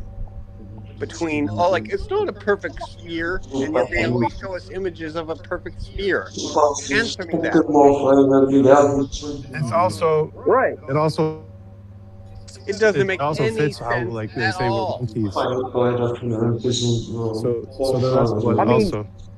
I don't think it's too irrational to conclude that if the moon, sun, other planets that we could visibly see are spheres, I don't think it's that They're just irrational to lights. conclude, They're just hey, lights. maybe we're a sphere Have you too. seen them from different angles? They're just lights. Well, that's the thing. No matter what angle no matter where you are on Earth. Yeah, I see you. Keep it flat. Yeah, stay flat. And what's that? Chris, what are you Thanks to be doing? with you, yes. Stay flat and I have to go. Bye bye. See you. Stay flat. Hey, My yeah. wife wants to know something. Hold on. Yeah, go ahead. So my Goodbye, wife Zach. is asking. My wife is asking why is it See you round and guys. not what? I gotta go. And not square? Oh, because it's Isaiah That's not 40. got painted. Hey, Baz, yeah, because he says Isaiah 40:22. He sits above the circle of the earth. I think okay. I think she's referencing what the corners of the earth. Oh, like that's that. cardinal directions: north, south, east, and west. Yeah. I want to jump in here and say a couple of things What's real up, quick Baza? if I can. Yeah, go ahead, Baza. Yeah, what's up? One thing that I want to say is that the lights that we see in the sky are not round balls. What you see in the sky is a round dot, which is still a circle from your viewpoint. And everybody who believes in the globe does believe in the globe because, yes, your government taught it to you indirectly because your government set up the school system that indoctrinates us all to believe in the globe. Yep, absolutely. Okay. I mean, I'm not going to say that I don't have any influence from those teachings, but I definitely am not. That's the influence. Nobody. You would have never thought that you were on a globe if the school teacher never told you you were on a globe. Well, look, had I not been taught by the school or the governments, right? From looking at the moon with a telescope, looking at the other planets that you can look at with a telescope, and you can tell around, they're always round, they're always circles. I would just conclude. It would be a guess. I would be guessing that maybe we're around, but that would be my first guess. Is that irrational? And we would still be a circle, though. It's irrational to look at a 2D object and think that it's 3D. It'll always be round, but you can't prove that it's a sphere. And to me, it doesn't look spherical. It looks like a plate. And like I said, I'm not settled on either one. I can't I tell you 100%. Yeah, but I mean, from the little observation that I've That's made, the thing. like, And Carlos, and that's it's what like I'm on asking. That's why I'm asking questions. I Wait, want to know wait, what wait. Carlos, the point is, it's like every military on Earth is based on flat Earth measurements. They're not based on things like going over a curve or tilt. And observation really is that is a very important word. What do you observe personally? Not what does anybody tell you that you're supposed to observe. Do you physically observe when you go look outside? Yeah. Like there may be different elevation angles, sure, but that's not the same thing as curve or tilt. Do I see a curve because it's there, or do I see a curve because I was taught that it's out there somewhere and I just gotta go with it? Or do I see a flat level horizon? Right. I mean, if you think a level horizon would kind of be the case, whether the Earth is flat or round. That's what you would see. No, that's the point. If the Earth is a globe, then there is no flat horizon. It cannot exist. So I want to understand a little bit about how the sun and the Earth interact in this model, right? Okay. We don't have a model. I don't know what you're talking about. In your view. Yeah, but what do you mean? What do you mean, my view? In your view. The biblical view. Yeah. It's also your view. Yeah. It's In a biblical view, there are you consists of a flat Earth. You don't observe the curve or tilt any anywhere. variant it's not of your just view. my or anyone else's observation. It's also yours. In a biblical view, there are two lights in the sky, in the firmament, and they go in a circuit over the earth. That's how the Bible describes it. Yeah, I don't know what you mean by going a circuit, but I know it's a hard concept for you to understand because your brain is registered to a globe. If you consider the North Pole, all right, let's just say, for example, we could tie a rope to an airplane, right? And it's 100 feet long or 1,000 feet long or 1,000 miles long or whatever the case may be. You tie that rope to an airplane, you tie the under end of that rope to the North Pole, right? And you go up in the air, If the whole thing's flat, you fly around in a circle. If the whole thing's a globe, you fly around in a circle. It doesn't matter the shape, you're still going to fly around in a circle because you're keeping north to your right or left no matter what. And if you follow north and you only stay so many miles from north, you're still going to go in a circle regardless of the shape, round or sphere. All right, so what's going on around the edges? Is the ice, is that standard? The whole ice wall thing, is that all flat earthers are? No, the Bible doesn't talk about an ice wall though. That's just modern flat earth belief, but obviously all we know at the edges at the moment is Antarctica, you know, so but Antarctica wasn't always ice, so where what the Bible describes is the firmament, which is a solid physical barrier, which is as solid as crystal molten looking glass. Here's the thing. There's a lot about this world that we don't know, So if I flew in, the physical properties. If I flew into that in one direction and I stayed in that direction the whole time, I would eventually hit what? You'll eventually get to the firmament, yes. Or ice. But you think you'd be allowed to go to the firmament though? Or would you have the resources? Is it restricted area? Or would you have the resources to reach the firmament? Are you saying they have the entire edge of the earth under perimeter? No, I'm not saying that. Let's, for instance, That's the only place that every country in the whole world agrees upon that you're not allowed to go there without permission. Yeah, the only place that the entire world agrees upon. What's the only place? And not just that. Antarctica? Carlos, do you think you can have the resources to be able to go to reach the firmament? No, I mean I know it's not realistic. I'm just wondering what's known, like what do we know about this edge of we don't really know much We other don't. than what the Bible tells us. And we don't, as people who would call themselves biblical cosmologists or flat earthers or whatever you want to call it. Okay, here's the thing: we don't know. You think our government everything? We don't know most things. They may know some of it, but the difference is what we do know. We do know that according to natural law, you cannot have air pressure without containment. We do know that a liquid state will always find level. We do know that we don't detect any movement except the movement that occurs in the sky, not on the ground. These are things that we do know from our physical observations, but everything else that we think we know about the globe is simply math and speculation. It's not anything that we actually know. It's just what we've been told. And you think that the government is I'm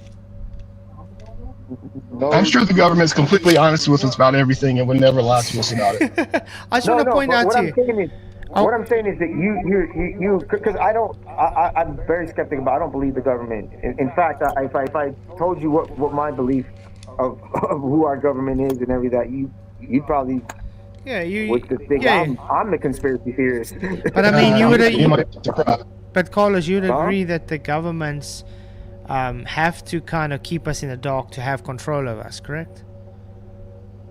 Yeah. Yeah.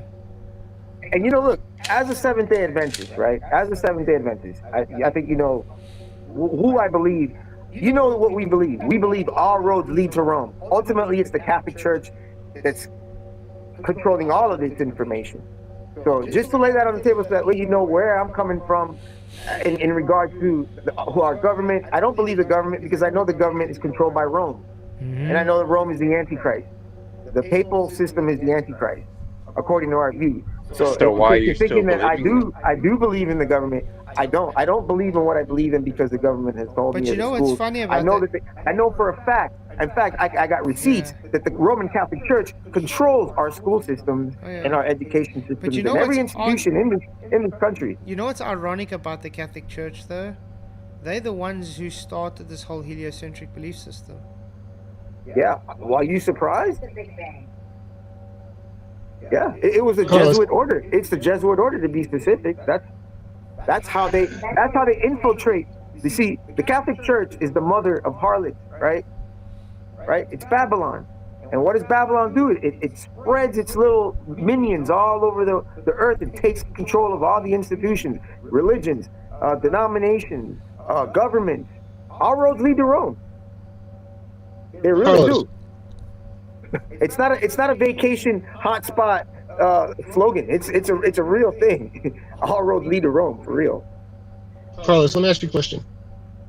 Yeah. Are you in the state? Huh? Are you in the United States? I am.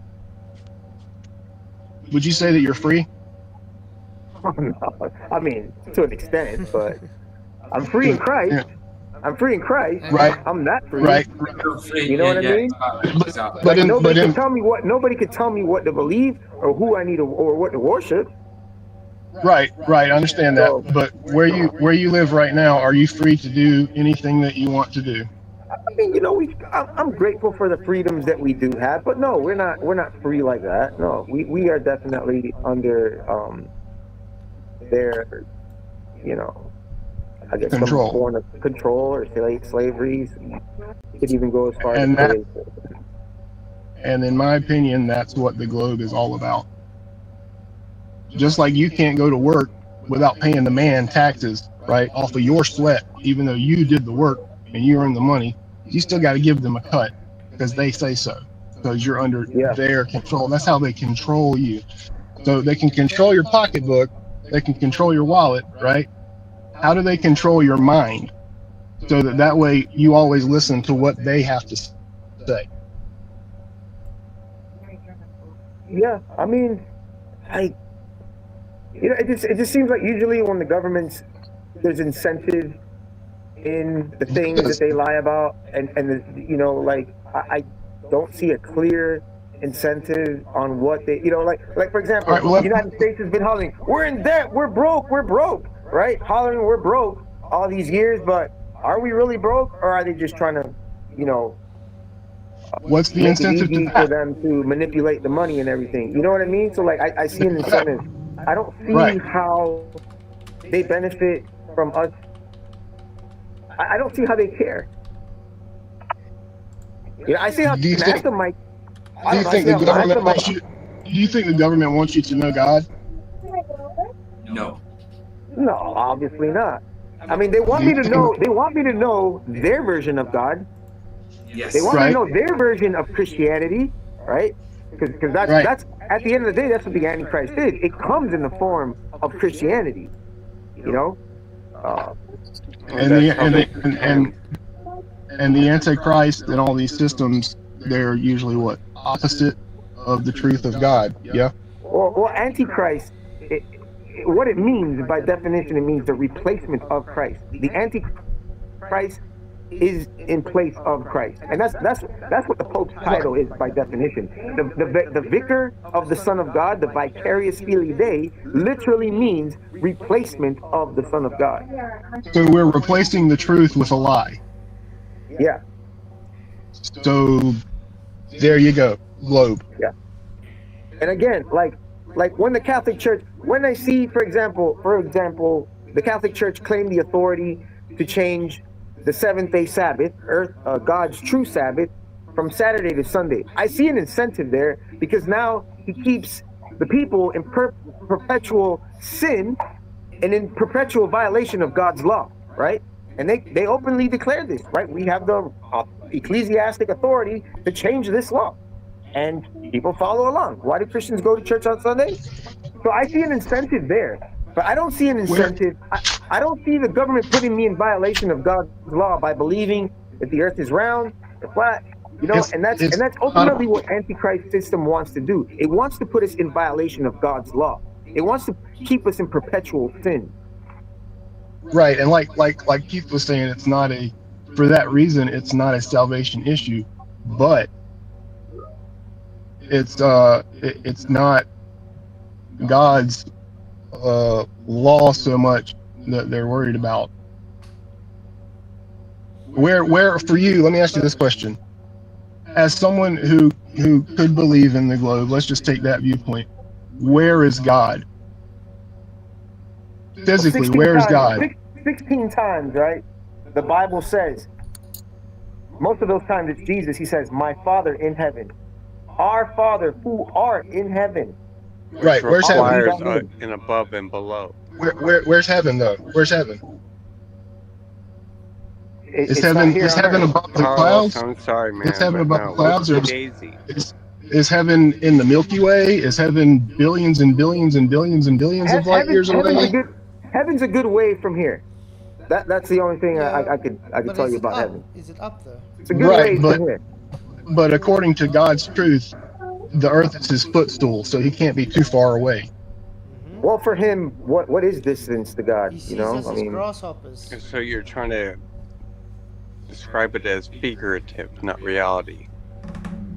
What I'm saying is that if we are an insignificant blue dot floating in a vast emptiness of endless space, how far is God? Versus if I'm living on this physical reality that I can see for myself, that is notably, observably flat and level, and that I live in a contained, pressurized system, then God's probably not so far away, because this is his creation. This is it. This is it, guys. There's not billions of other galaxies that he made as a side project. We are it, and he made it for us, and this is it. And he's right up there. yeah. I mean, I don't. That's right, Bazo. Whether I don't really see like actual distance, you know, a problem for God. Whether he's millions of miles away or just a few stops away, like it's all the same. You to may him, not. and it's all the same to me. It makes no difference to me. To me, Right. You may not as a believer. That's my point. As a believer, you don't have a problem believing where God is. It doesn't matter where God is. But as someone who's coming at this, who is completely blind, doesn't believe anything, then I'm getting taught that I'm on a globe in space, and I don't know where the hell God is. Maybe he don't exist, because I'm just on this dot, and there's millions of other dots floating around. The scientists tell me that might just be just as important as this dot in the middle of space. So, you know, maybe I'm not so special, and God had a bunch of side projects, and I don't know where he is. Maybe God's not real. I'll be honest with you. I can't imagine like most people being that deep of thinkers. To be honest, that's a lot of reading. I can tell you that there are plenty of people who believe that because this supposed universe we live in is vast and ever expanding and came from a big bang, because that's what we were all taught. There are plenty of people, based on those core beliefs that they hold, that they have come to the conclusion that there is not a creator. Well, yeah, they do the same thing with the Trinity. You're saying they're trying to make us feel like we're insignificant? We are an accident, and we were not created, according to the globe belief. You break it down, because the globe belief requires Big Bang and evolution and all the other bullcrap. And so these theories kind of help support that, like, you know, the whole thing melds together in one big project of Satan to keep us from realizing the truth of God. I can see that. I hope so. It's plausible. I mean, I see what I see. I spend a lot of my time really like looking at the more like, you know, day-to-day walking, like what does God want me to do on a daily basis, and what is our enemy doing? What is the Antichrist doing right now? Well, the enemy is trying to lie to you 24/7, and we are not. Right. But specifically lie to me to get me to, you know, lies that are going to separate me from God through sin, right? Sin is transgression of the law. So, you know, I just, you know, I couldn't imagine.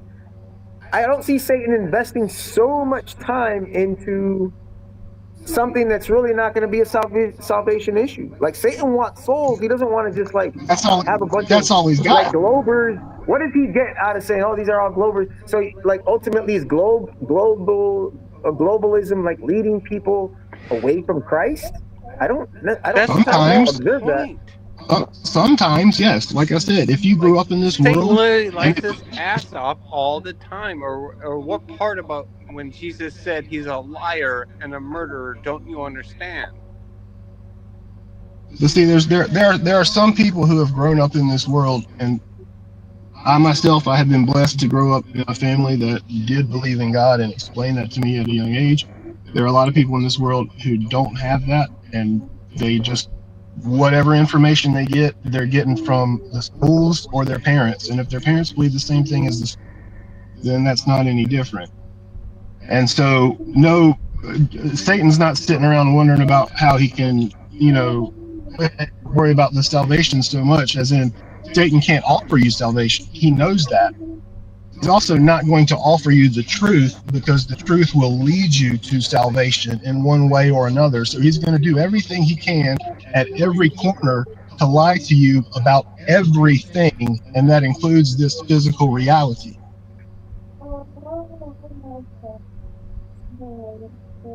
All of these organizations, the school systems, NASA, the government, all of them, none of them, I don't care what anybody says, none of them are of God or any of that.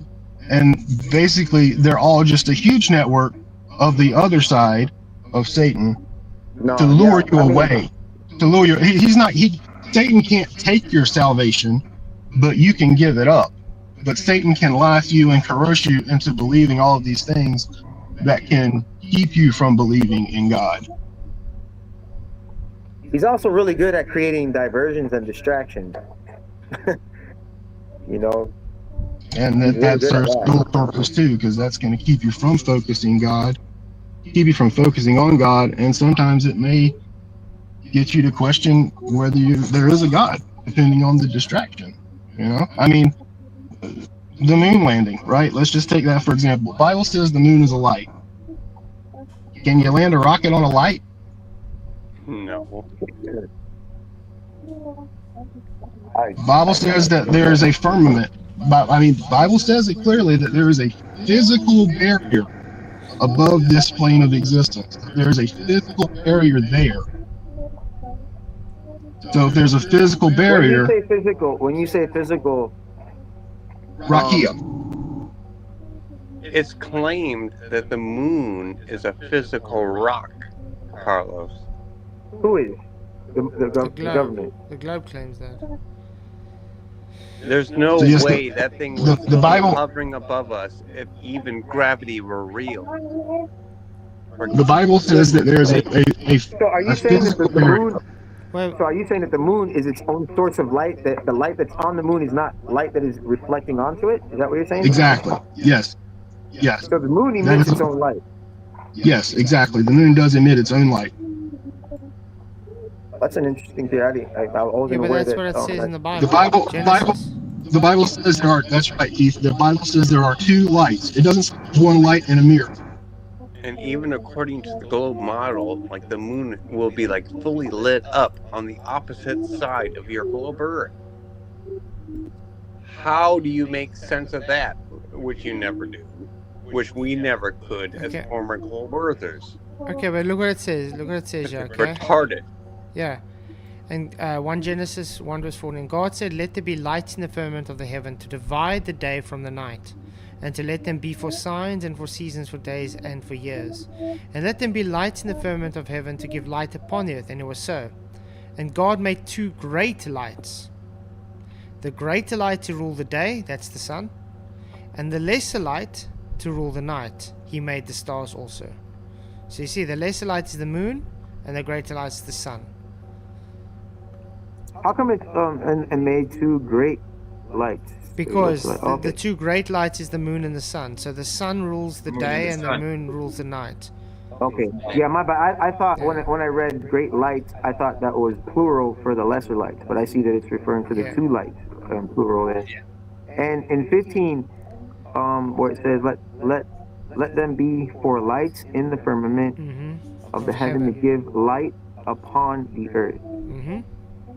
See, so the moon gives light upon the earth at night, and the sun gives light upon the earth in the day. And then back before that, when God created the firmament, it was to separate the waters from the waters.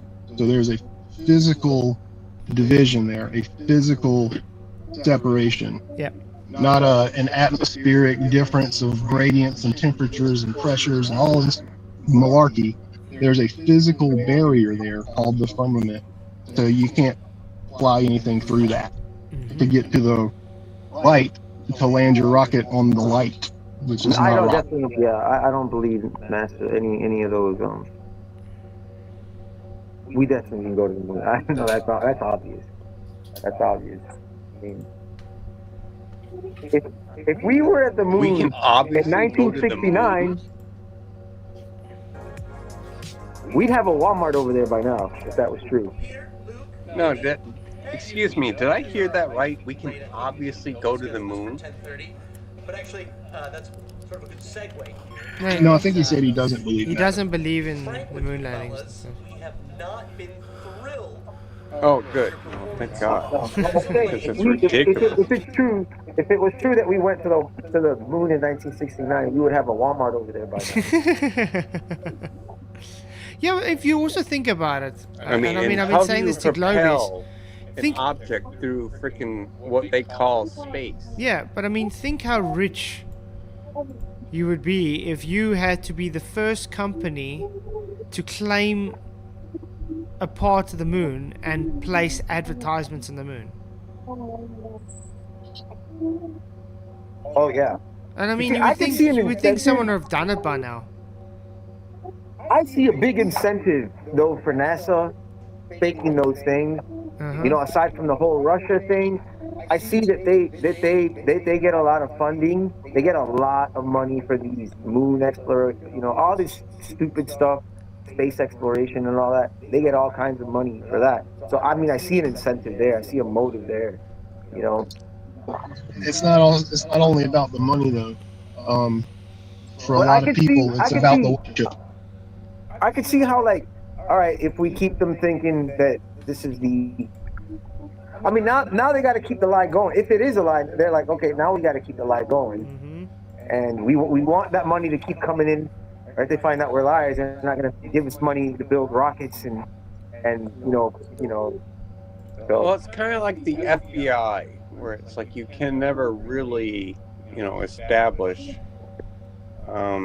self-incrimination because they'll never do it. Even though everyone knows when you look into it, they're a bunch of liars. Here's the thing with me, just on a personal side note, when I came to the realization that the globe and space and all this were just fantasy, I had the realization it personally brought me closer in my relationship with God, because when I was a globe believer, yeah, I believed God was out there and that heaven was a place, but where? So for me, it wasn't a big deal, but for some people, again, if God's so far away, is he keeping an eye on me, or can I get away with this adulterous relationship for a little while, or can I get away with lying or stealing or whatever the case may be? When you feel God's presence is close to you, I feel like it. If you are a believer, it holds you to feel more responsible for your actions. Maybe that's just me. I don't know. It's not just you. I feel a great deal of responsibility. It's crazy. And most people, if I were to try to describe it, I can't. We're also putting more faith and trust and power into the word of man over the word of God. So where are we putting our heart and our worship at that point? Oh.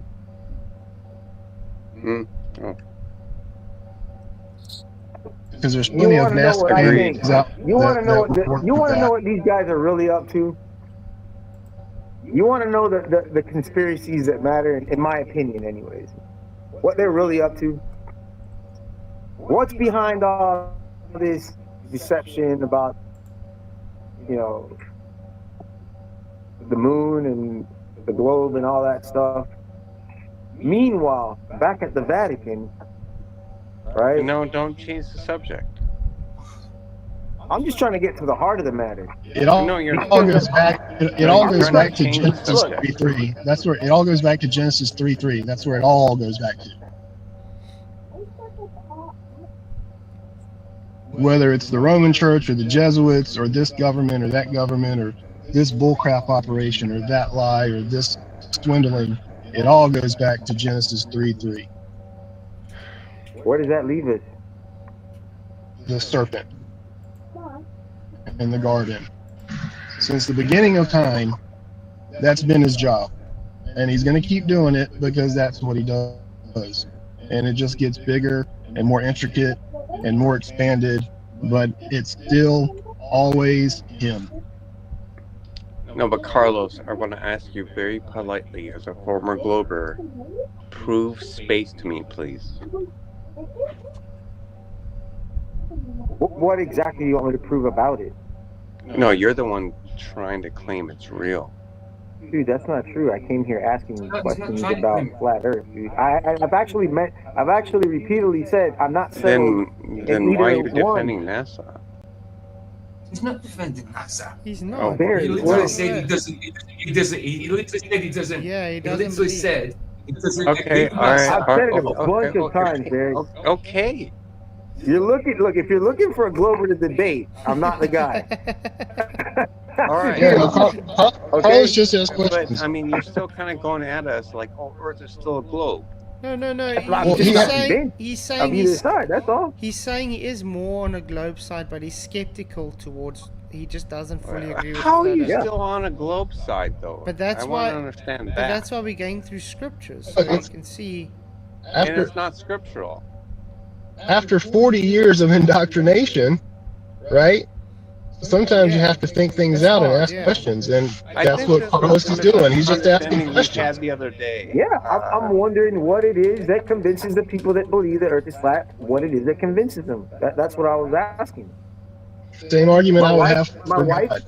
We watched a few videos on it, and we were both like, "Oh, this is interesting," because we were both thinking the same thing. Like, what convinces people of one or the other? You Globers too. Like, what? Why are globalists completely convinced of that? And we just did a little investigation. It wasn't like I personally think the government has big motive to lie to us about everything. yeah, which I agree with. You know, that's why I was Right, I willing. mean, I was willing to look into the evidence on both sides. The devil that's backing them as It's like God, right? If you spend your whole life, if you spend 30, 40, 50, however many years you've had on this earth, and all your whole life your parents and everyone told you that there is no God and God's not real, right? And then you see this group of people who's like, you know what, I believe in God. Then if you're going to ask questions, and maybe you're curious because you've always been told there's no God, but now you're thinking, a lot of these people believe in it, then it's going to take some time and some processing and some questions and all of these things to come to your own conclusion. Now, whether that's the same conclusion you start out with or not is up to you, but everybody has to kind of figure things out as they go. And I would say the same thing with God. I can give you my reasons why I believe in God, right? And try to explain those things to you, and then maybe we can come to an understanding. And then at the end of the day, if we don't, we don't. But at least we can have a good conversation about it. Hey, hearty amen to that, brother. I like the way you think on that. I do think. By the way, I would just text Jaden back at my e-messenger thing. I'll get with him. He said he's praying for you all and all that. Awesome, yeah, Shame. Praying a lot for for. Yeah, I've let him all know you said hi. Awesome. So you would anyway. Thanks. Cool. But guys, I think that was it. We had a 4-hour show, so it was, I think, good. It was great discussions. Carlos, please do email me so we can work out a day to have that discussion. Yeah. I think it'll be really cool. Yeah, I will. I think you'll like some of the stuff in this book here. Yeah, It's an old book. Yeah. That'd be great. This is an original. This is are you familiar with Uriah Smith? Sorry? You ever heard of Uriah Smith? Yes. Yeah, he wrote this. Okay. This is an original, I think it's 1897 original. It's quite good. It's a very old book. Can be interesting. There's a picture of him right here. There's a picture of him right here. Oh, yeah. Cool. Nice. It's a very rare book. A very precious book. Where did you pick it up, though? My wife ordered it online. She Nice. found it online. Nice. Yeah, you won't find it at the bookstore. It's really hard Yeah, to that's find. what I was this like book. asking They've because. actually been trying to take these off. The Catholic Church wants these off of the shelf. They've actually paid people to just go around and buy them and collect them Wow. and get rid of them. Huh. They don't want this book on the shelf. Interesting. Yeah, anything with truth in it, they want off the Yeah. shelf. Yeah. But yeah, it was great having you guys in. It was great Yeah, man, I discussions. appreciate you guys, man. You too, man. I appreciate I have a little better understanding now of like what's behind, There's definitely more to be revealed there, though. Yeah. Yeah, I appreciate you guys' You know, time, man. The biggest point I can make to anyone is just like when it comes to scripture, right? You can go on YouTube, or you can go to church, or you can look on TV, and you can hear 1,000 different viewpoints about what people think that scripture says. But is that what it says? Right? Pick up the book and read it. Same thing with flat earth. Everybody will tell you that it's curving. Everyone tells you that there's all these different things that science tells you, right? Go look for yourself. Go check it out. See what you think. Try to block out everything from both sides. Block out the flat earth, block out the globe earth. Just go look around and think about it. Amen. And then just don't think about anything else. Well, it's like I tried to defend the globe earth from a biblical stance years ago, and it does not work. Yeah. Yeah. Anyway, I don't know. God bless, boys. Take care in the meantime. Yeah, you guys have a blessed day. You guys too. Thanks I for appreciate coming. you guys. Make sure to catch PJ stream. You're in an hour, PJ. Yeah, in an hour, yeah. Awesome. So yeah, make sure to catch PJ in an hour, guys, and I'll see you all tomorrow for another epic stream. Many blessings and God bless. Cheers, guys. Cheers.